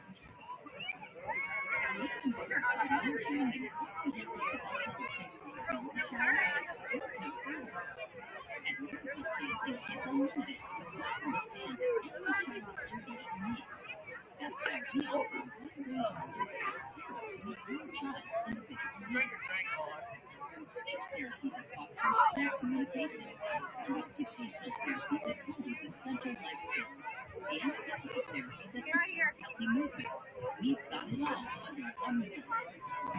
Join us at Miracle Kids and Kids Unlimited, where we believe in every child. Those questions from Highland, conservation of air quality, and temperature medicine. I don't know. Seems to me we need to check and see. What's up? Humidity.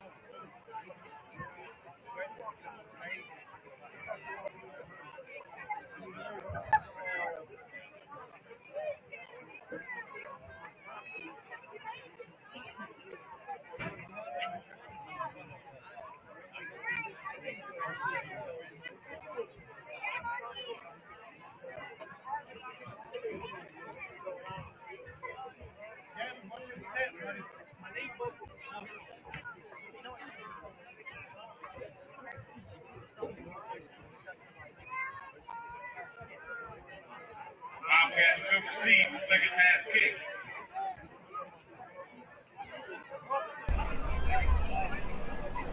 Well, welcome back to the Cat Pack. You can't see it, but I'm Kevin Bishop alongside Lori Bishop.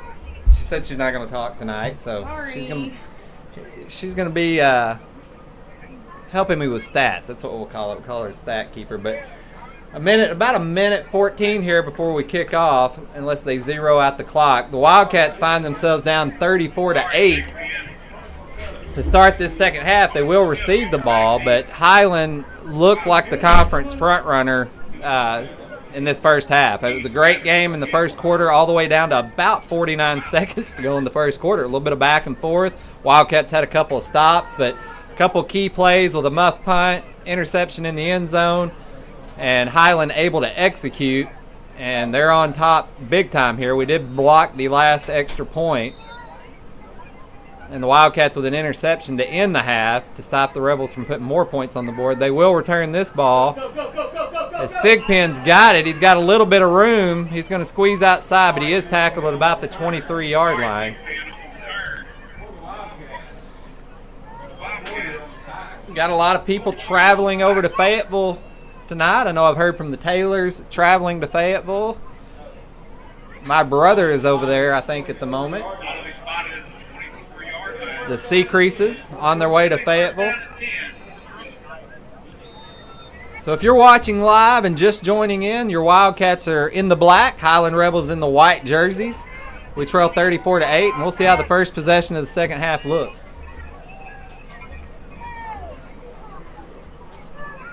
The Wildcats once again handed up off to Tony Postel. That it's been an effective play this year, but I think the Rebels have watched enough film that they are keying on Tony. He's had some good runs tonight, but they've keyed on that blast play all night long. Maybe we can catch them off guard with a little play action here.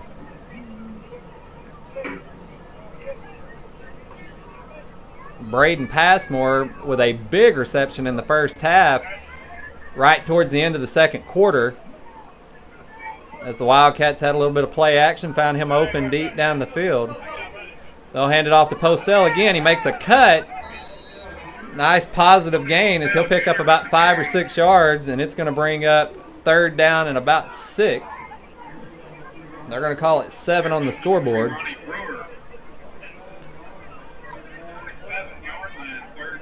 Appreciate the updates on some scores.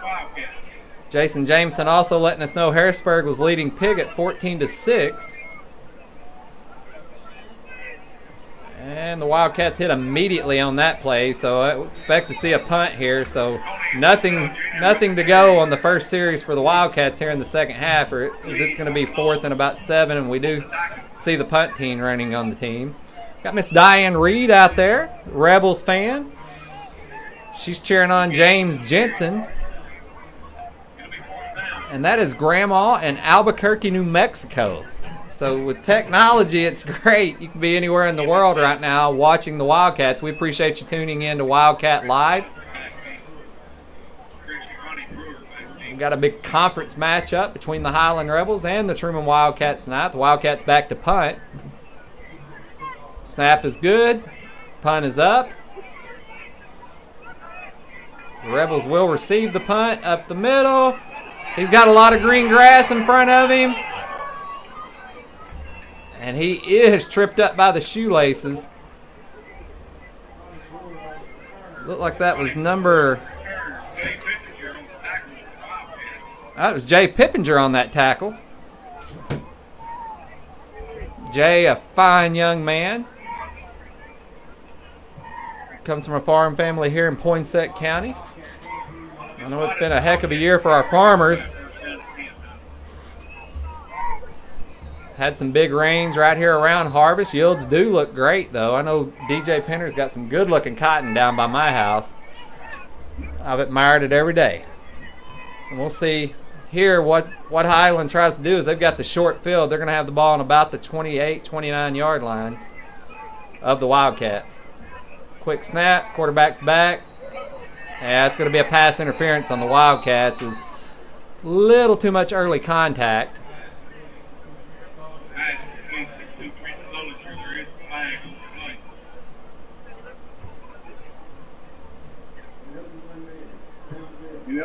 Oh, no. Hey, I was wrong. Ineligible man downfield. So, once again, the Wildcats find themselves on the good side of a penalty. At least up to this point in the game, penalties have worked in the favor of the Wildcats. We've just not been able to turn the penalties into enough points so far.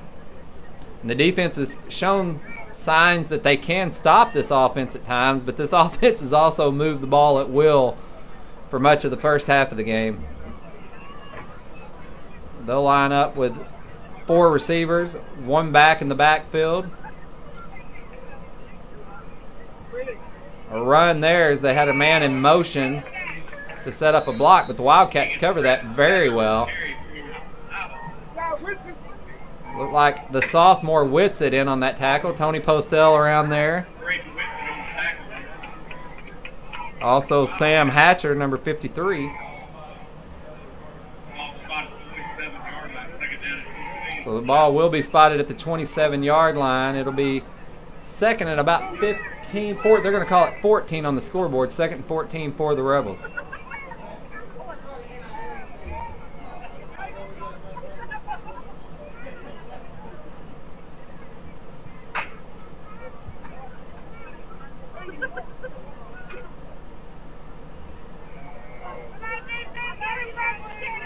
And a deep throw by the Rebels.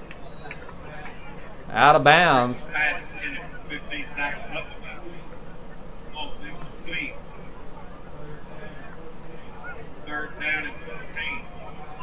Not your normal Wildcat atmosphere in the crowd tonight. Good crowd on hand, but the Wildcats have not been on the good side of things for most of this game, especially in the second quarter tonight. So a quiet crowd. And the Rebels will have third down and long. They'll run a little out pass, and it is caught. Another missed tackle for the Wildcats. 3 missed tackles. I do see a flag fly in. I don't see an indication of a touchdown scored. Let's see what the flag is. Could be in the area of holding. And that would be big for the Wildcats. That would negate the first down catch.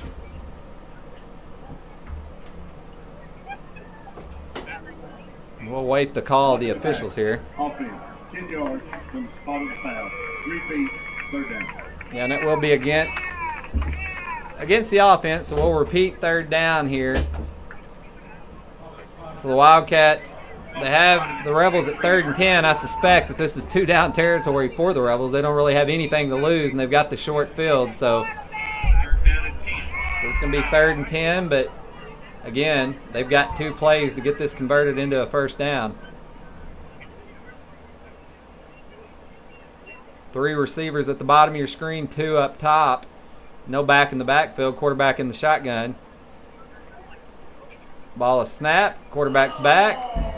Throws it, and the ball is caught, and just like that, Highland is on the board here in the second half, and They have executed the short pass game so well tonight.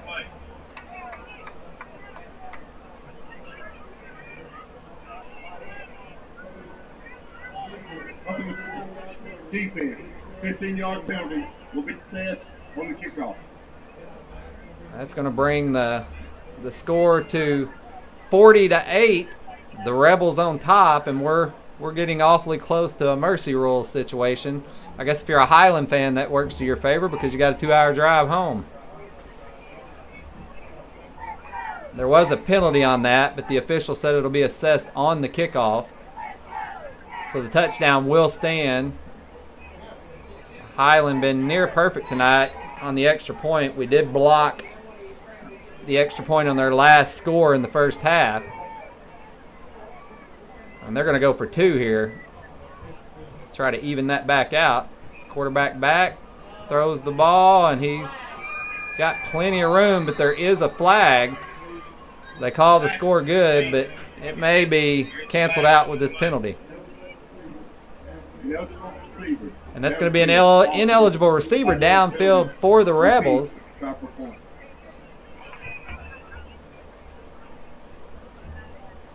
So they'll have to replay the extra point, and we'll see if Highland talks about it, decides to continue to go for 2 instead of being from the 3. They're on the 8-yard line. Their place kicker looks to have a strong foot, so I think they would trust him to kick it, but obviously they want to go for 2 here to make up for the missed extra point earlier. Make this a 42-8 ball game. And they're still talking it over on the sideline. Play clock's down to about 10 seconds, and we're down to 8:20 to go here in the third quarter. So Highland's going to have to get this ball snapped quick, or they're going to find themselves 5 more yards back. They don't seem to be in a big hurry. Well, the play clock's reset. I'm not sure what happened there.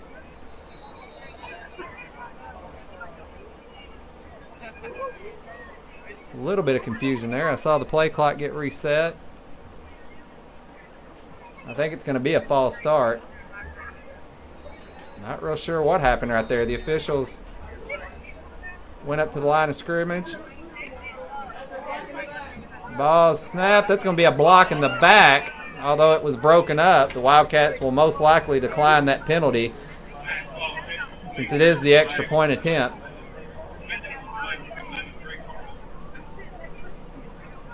That ball broken up by Drake Harlow, the sophomore. And the penalty is declined. So the Highland Rebels lead your Wildcats 40-8 here with 8:20 to go in the third quarter. And Highland looking like the conference favorite tonight that they are. Talking to their coaches at halftime in the monsoon game last Friday that everybody had to play. They faced Gosnell, beat them handedly. Trumann faces off against Gosnell next Friday night at Gosnell. Wildcat homecoming here at the end of October the 25th.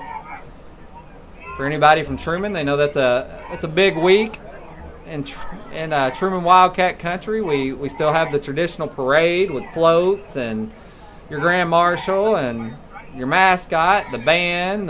It'll be a great parade, and it's always fun watching those little kids at the elementary line up. Kick there, and the Wildcats muff another kick. We've got to eliminate those mistakes for sure, especially now that we're in conference play, but fortunately they're able to recover that ball.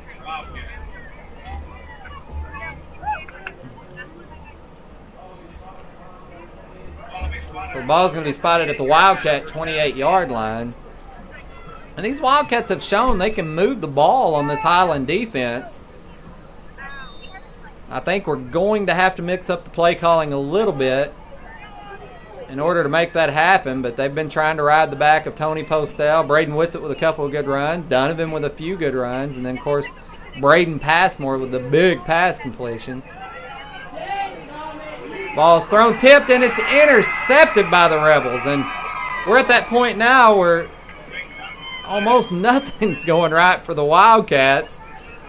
We had a receiver there open, threw it behind him. Ball was tipped, and there were 2 Highland Rebels right there, one of them able to pick it off. So once again, Highland's going to get the short field, as this ball is going to be spotted at about the 39-yard line of the Wildcats.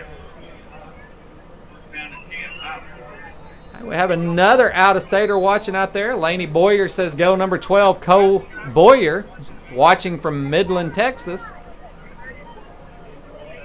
We appreciate everyone tuning in to Wildcat Live. If you're Highland, you're a happy fan watching tonight. If you're a Wildcat fan, you're scratching your head. But this Wildcat team's a lot better than what this score shows tonight, and there's a lot of season left.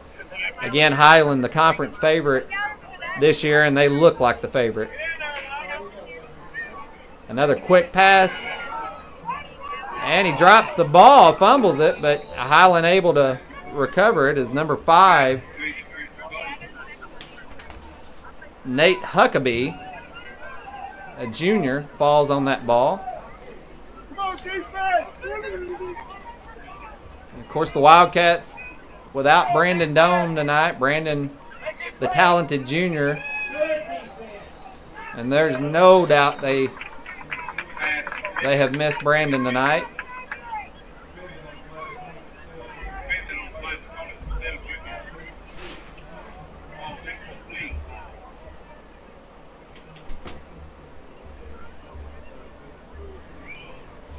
We've got Drake Harlow on the near side here of your screen, along with Braden Whitsitt there at outside linebacker. It will be 3rd down and about 2 for the Rebels. A sweep, and he has wrapped up a big defensive play for the Wildcats, but we see a flag. I'm afraid that could be against the Wildcats, as they were pursuing him out of bounds. We'll wait and see what the call is here. Hopefully the big stop's not negated by a penalty. Christian tells me out there that he's watching from California. And we got them all over the place tonight.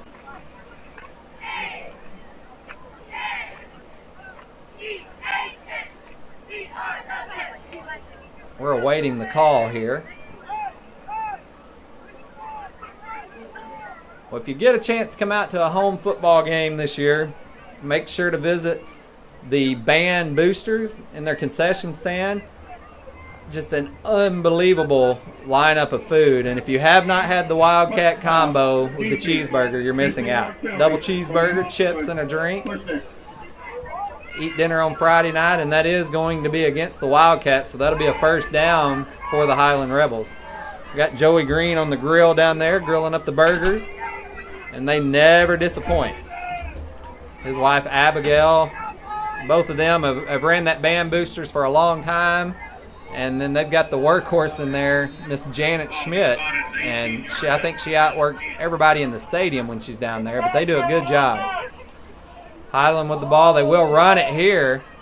Another missed tackle as Drake Harlow he kind of got the shoulder lowered on him, and he just fell to the ground. Drake, a sophomore. Again, your quarterback from junior high last year, and getting some valuable minutes, but as a sophomore, it is tough to be put out there on the field, especially when you're on an island as a cornerback. Lots of experience, graduated last year with that secondary for the Wildcats.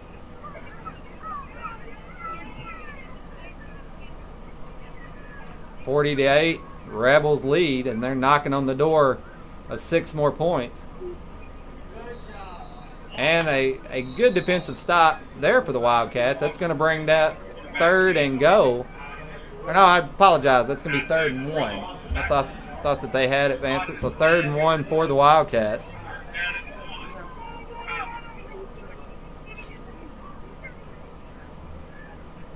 Got Miss Charlotte Sellers tuning in. Says, go Rebels. And it's been nothing but Rebels here since the 2nd quarter.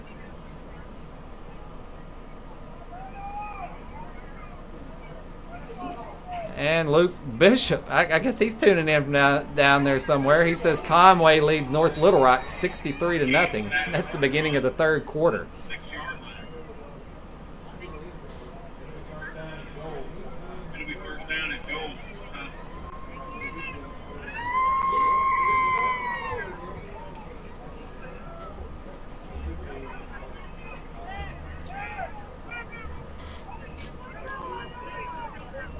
were just talking about Conway earlier.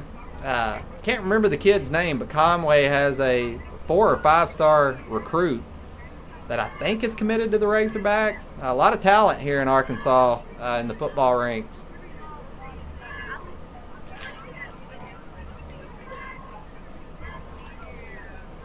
Well, I appreciate that, Mr. Charles McCord. We appreciate you tuning in. Now, I have to be honest, though. I wish the Wildcats were on top. We tried to make it a game there for a while, but Highland, all week long, even at work, just chit-chatting about high school football. I told everybody I ran into, I said, Highland's going to be tough. I mean, they put together a good football team each and every year, and it's the running joke down here. What are they feeding those guys up in the hills? And Highland, even with a lot of young players on the field, and the quarterback throws, and is he able to get in? And yes, they're going to call it another touchdown for the Rebels. So just like that, it's 46-8. No flags on the play.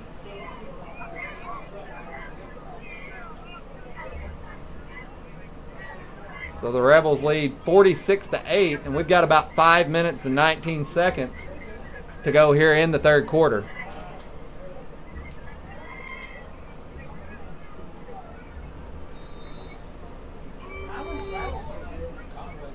Highland will attempt the extra point.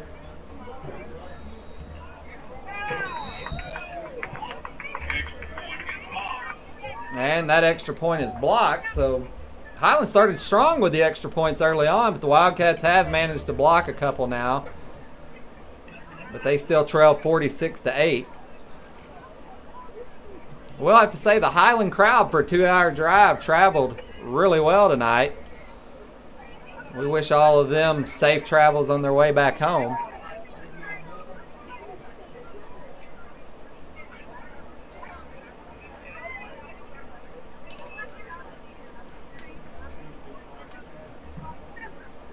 Official having a few words with the Highland Rebels here as they line up to kick the ball off to the Wildcats. And as a coach, as a player, this is a tough spot to be in. I mean, you got 5 minutes and 19 seconds to go in the third quarter. Obviously, you're getting beat pretty handedly. You see fans start to leave, and you've got to stay positive on this sideline. We've got a lot of season left. We need to put this game behind us, and the Wildcats need to look forward. And another costly mistake, as the Wildcats right there, you can see on your live stream, fumbled the ball around. We're going to see if the officials spot it at the 1, because it looks like they're going to. You got to let that ball go into the end zone. And those are the kind of mistakes, especially this late in the year, we can't have. And they're going to spot that ball at the 1-yard line. So the Wildcats, to put points on the board, are going to have to go 99 yards the other direction. So not what the Wildcats needed or wanted. Seems like the bad is getting worse here at Wildcat Stadium.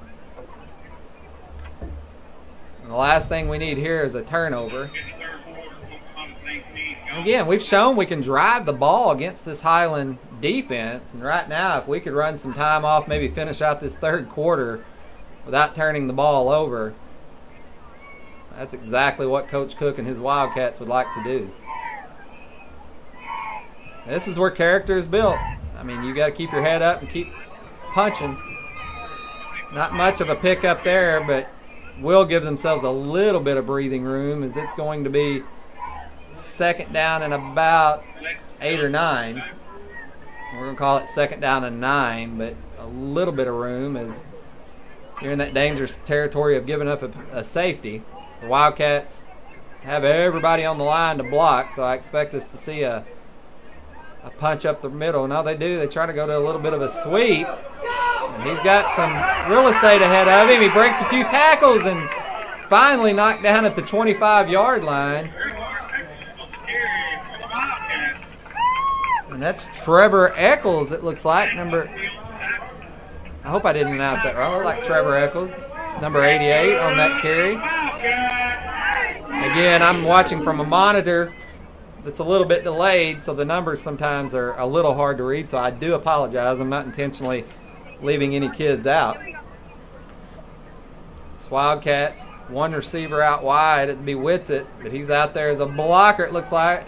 We pitch it. Tony Postel just hit immediately, but a good downfield block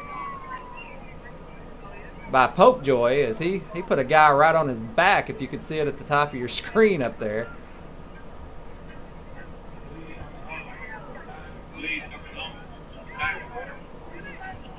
And I apologize. That was actually the sophomore. No, that was Brody. So number 5, Brody Popejoy. Talked to his brother at halftime. Keegan's going to college. Said things were going well. Freshman in college. And the Wildcats wrapped up immediately.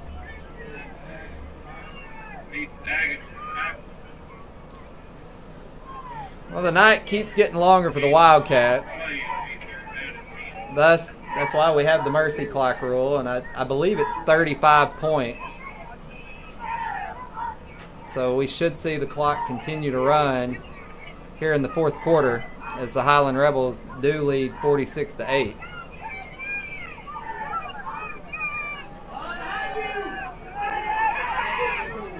And Donovan with the ball breaks 1 tackle, 2 tackles, but unable to break the third, and that's where he has got to learn to get rid of that ball. And he's a junior, first year under center, but as a high school player, he did see a lot of playing time last year on defense, some on offense. But right there, you're outside the tackles. You got to throw that ball out of bounds. And instead, you're looking at a 4th and about 13, and they will punt. So once again, Highland's going to have the short field. They should have this ball somewhere around the 50-yard line. Ball is received at about the 48 of the Rebels. They come across the 50, break a tackle or two. And you can hear them in the booth. They're saying he will not go down, and he doesn't. We got a little jawing back and forth on the sideline over there. Emotions do get high when you get in this kind of a wide margin of a game. And I see one of the members of the Wildcat coaching staff immediately going over and telling his guys, get your butt back over here.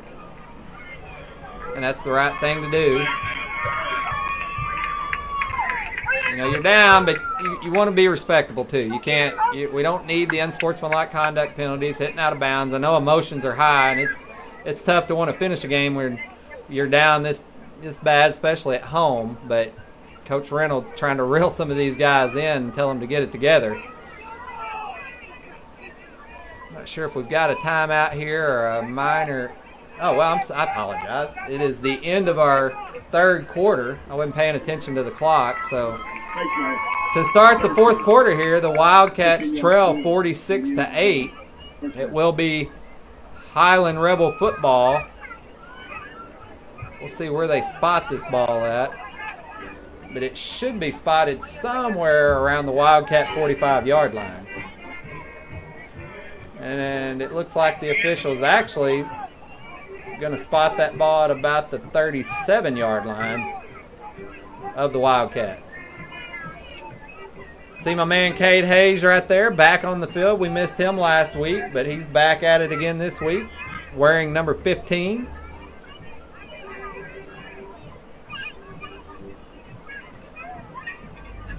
Well, if I could be in that huddle talking to those guys, I mean, I'd be talking about keep that head up. A very good team. You've still got fans in the stands. Let's give them something to be happy about and optimistic about and finish strong. Whether you know it or not, situations like this could help you win a ball game later in the year.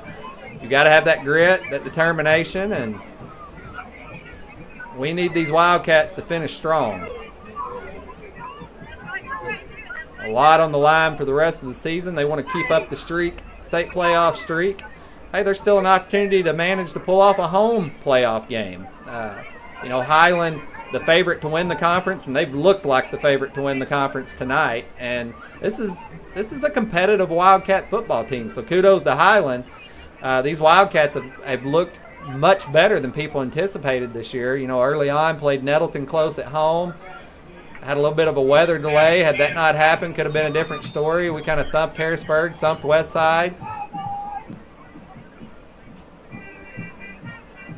And Highland, they're going to run the ball. I do see a flag. That's in the area of holding, so they do pick up 5 or 6 yards, but I think it will come back. But again, Wildcats played a very good 3A Walnut Ridge team, had an opportunity to win that ball game. So we've put a good product on the field this year. And there's no doubt, I mean, when you looked at the schedule, we knew Highland was we were going to have to give them all we wanted. And they've shown that tonight. Trumann hung around in the first quarter. You've heard me say it 5 or 6 times, but they hung around in the first quarter up until 49 seconds to go. It was a back and forth. Looked like we might have a highly competitive game on our hands, and then Highland just kind of ran away with it in the second quarter and then come out in the second half here, and they stop us, score quick, and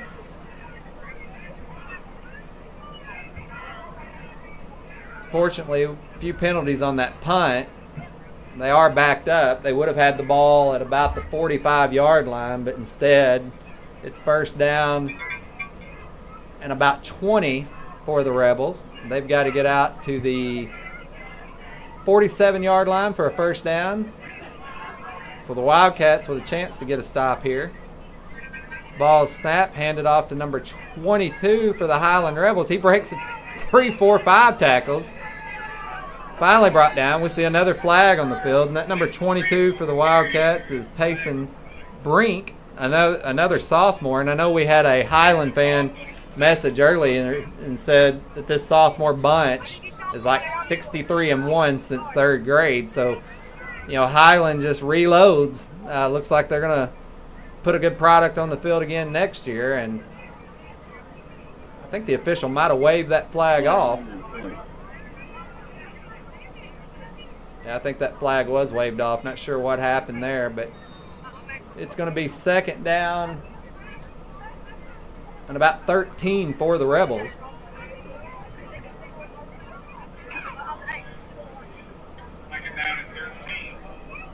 And Joseph Means, I will agree.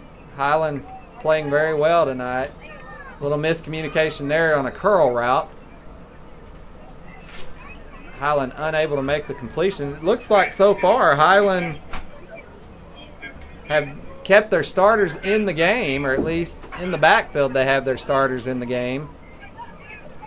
Usually at this point, a lot of times maybe you see underclassmen in the game. You know, if you're on the top side of it, you want to prevent injury. Even if you're on the bottom side of it, we got a lot of conference games, a lot of football left. Give your younger players a chance to play. I mean, they're the future of your program.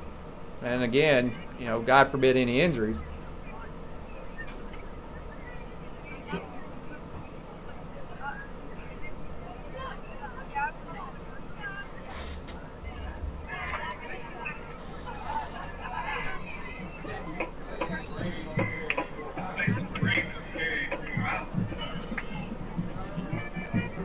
So that'll bring up 4th down for the Rebels. If there is a silver lining, the Wildcats will force them to punt here on 4th down. The clock will continue to run as the mercy rule is in effect, but we've got about 8 minutes and 10 seconds to go here in the ball game. Not sure who Highland has next week, but the Wildcats will travel to Gosnell for another conference matchup.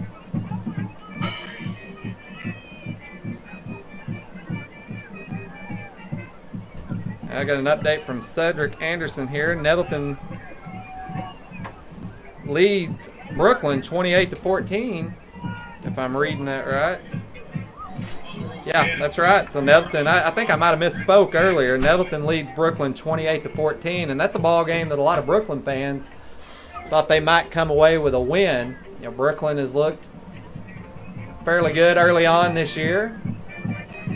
They did kind of take a pretty good whipping last week to win, but you know, before that had looked good.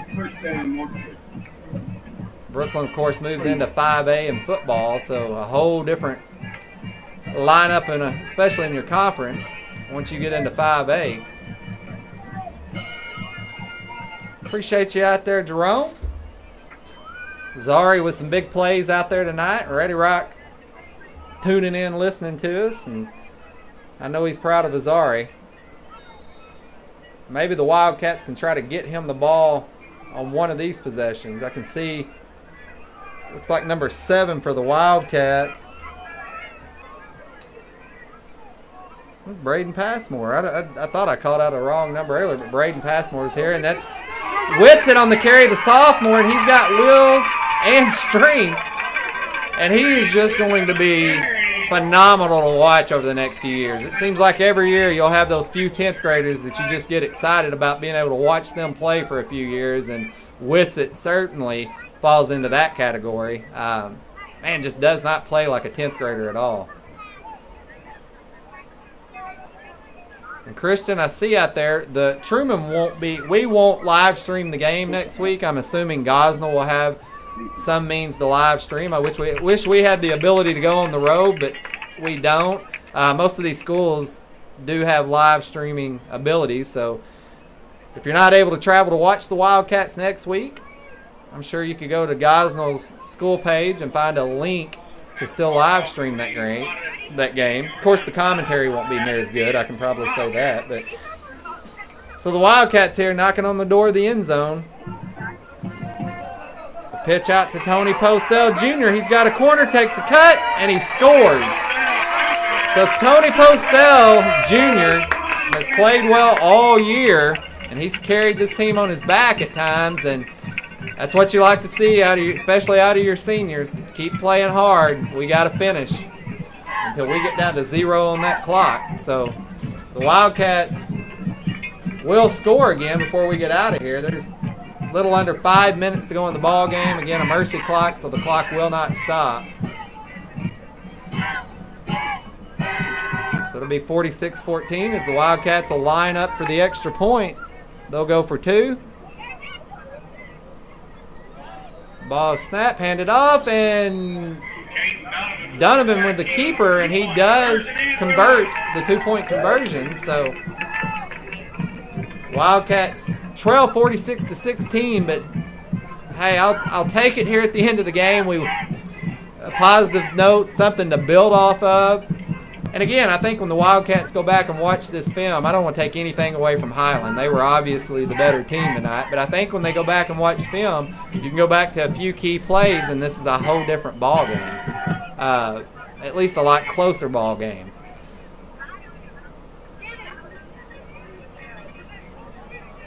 Next week should be a good week of practice for everyone, as the forecast is looking more like fall weather.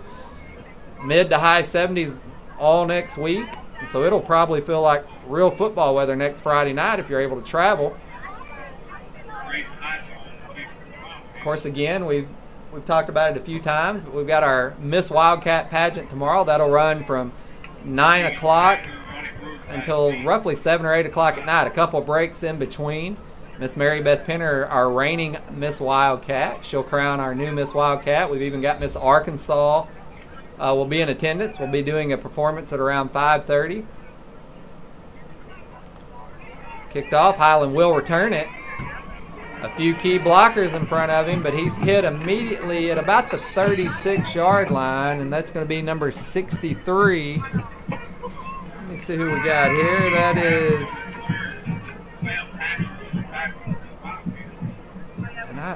I'm not seeing a 63 on there. Maybe it was at Noah Barnes. I apologize, guys. I've got one roster here, and it's a little hard to read the screen a little bit, so certainly don't want to upset anyone by missing a number being called out.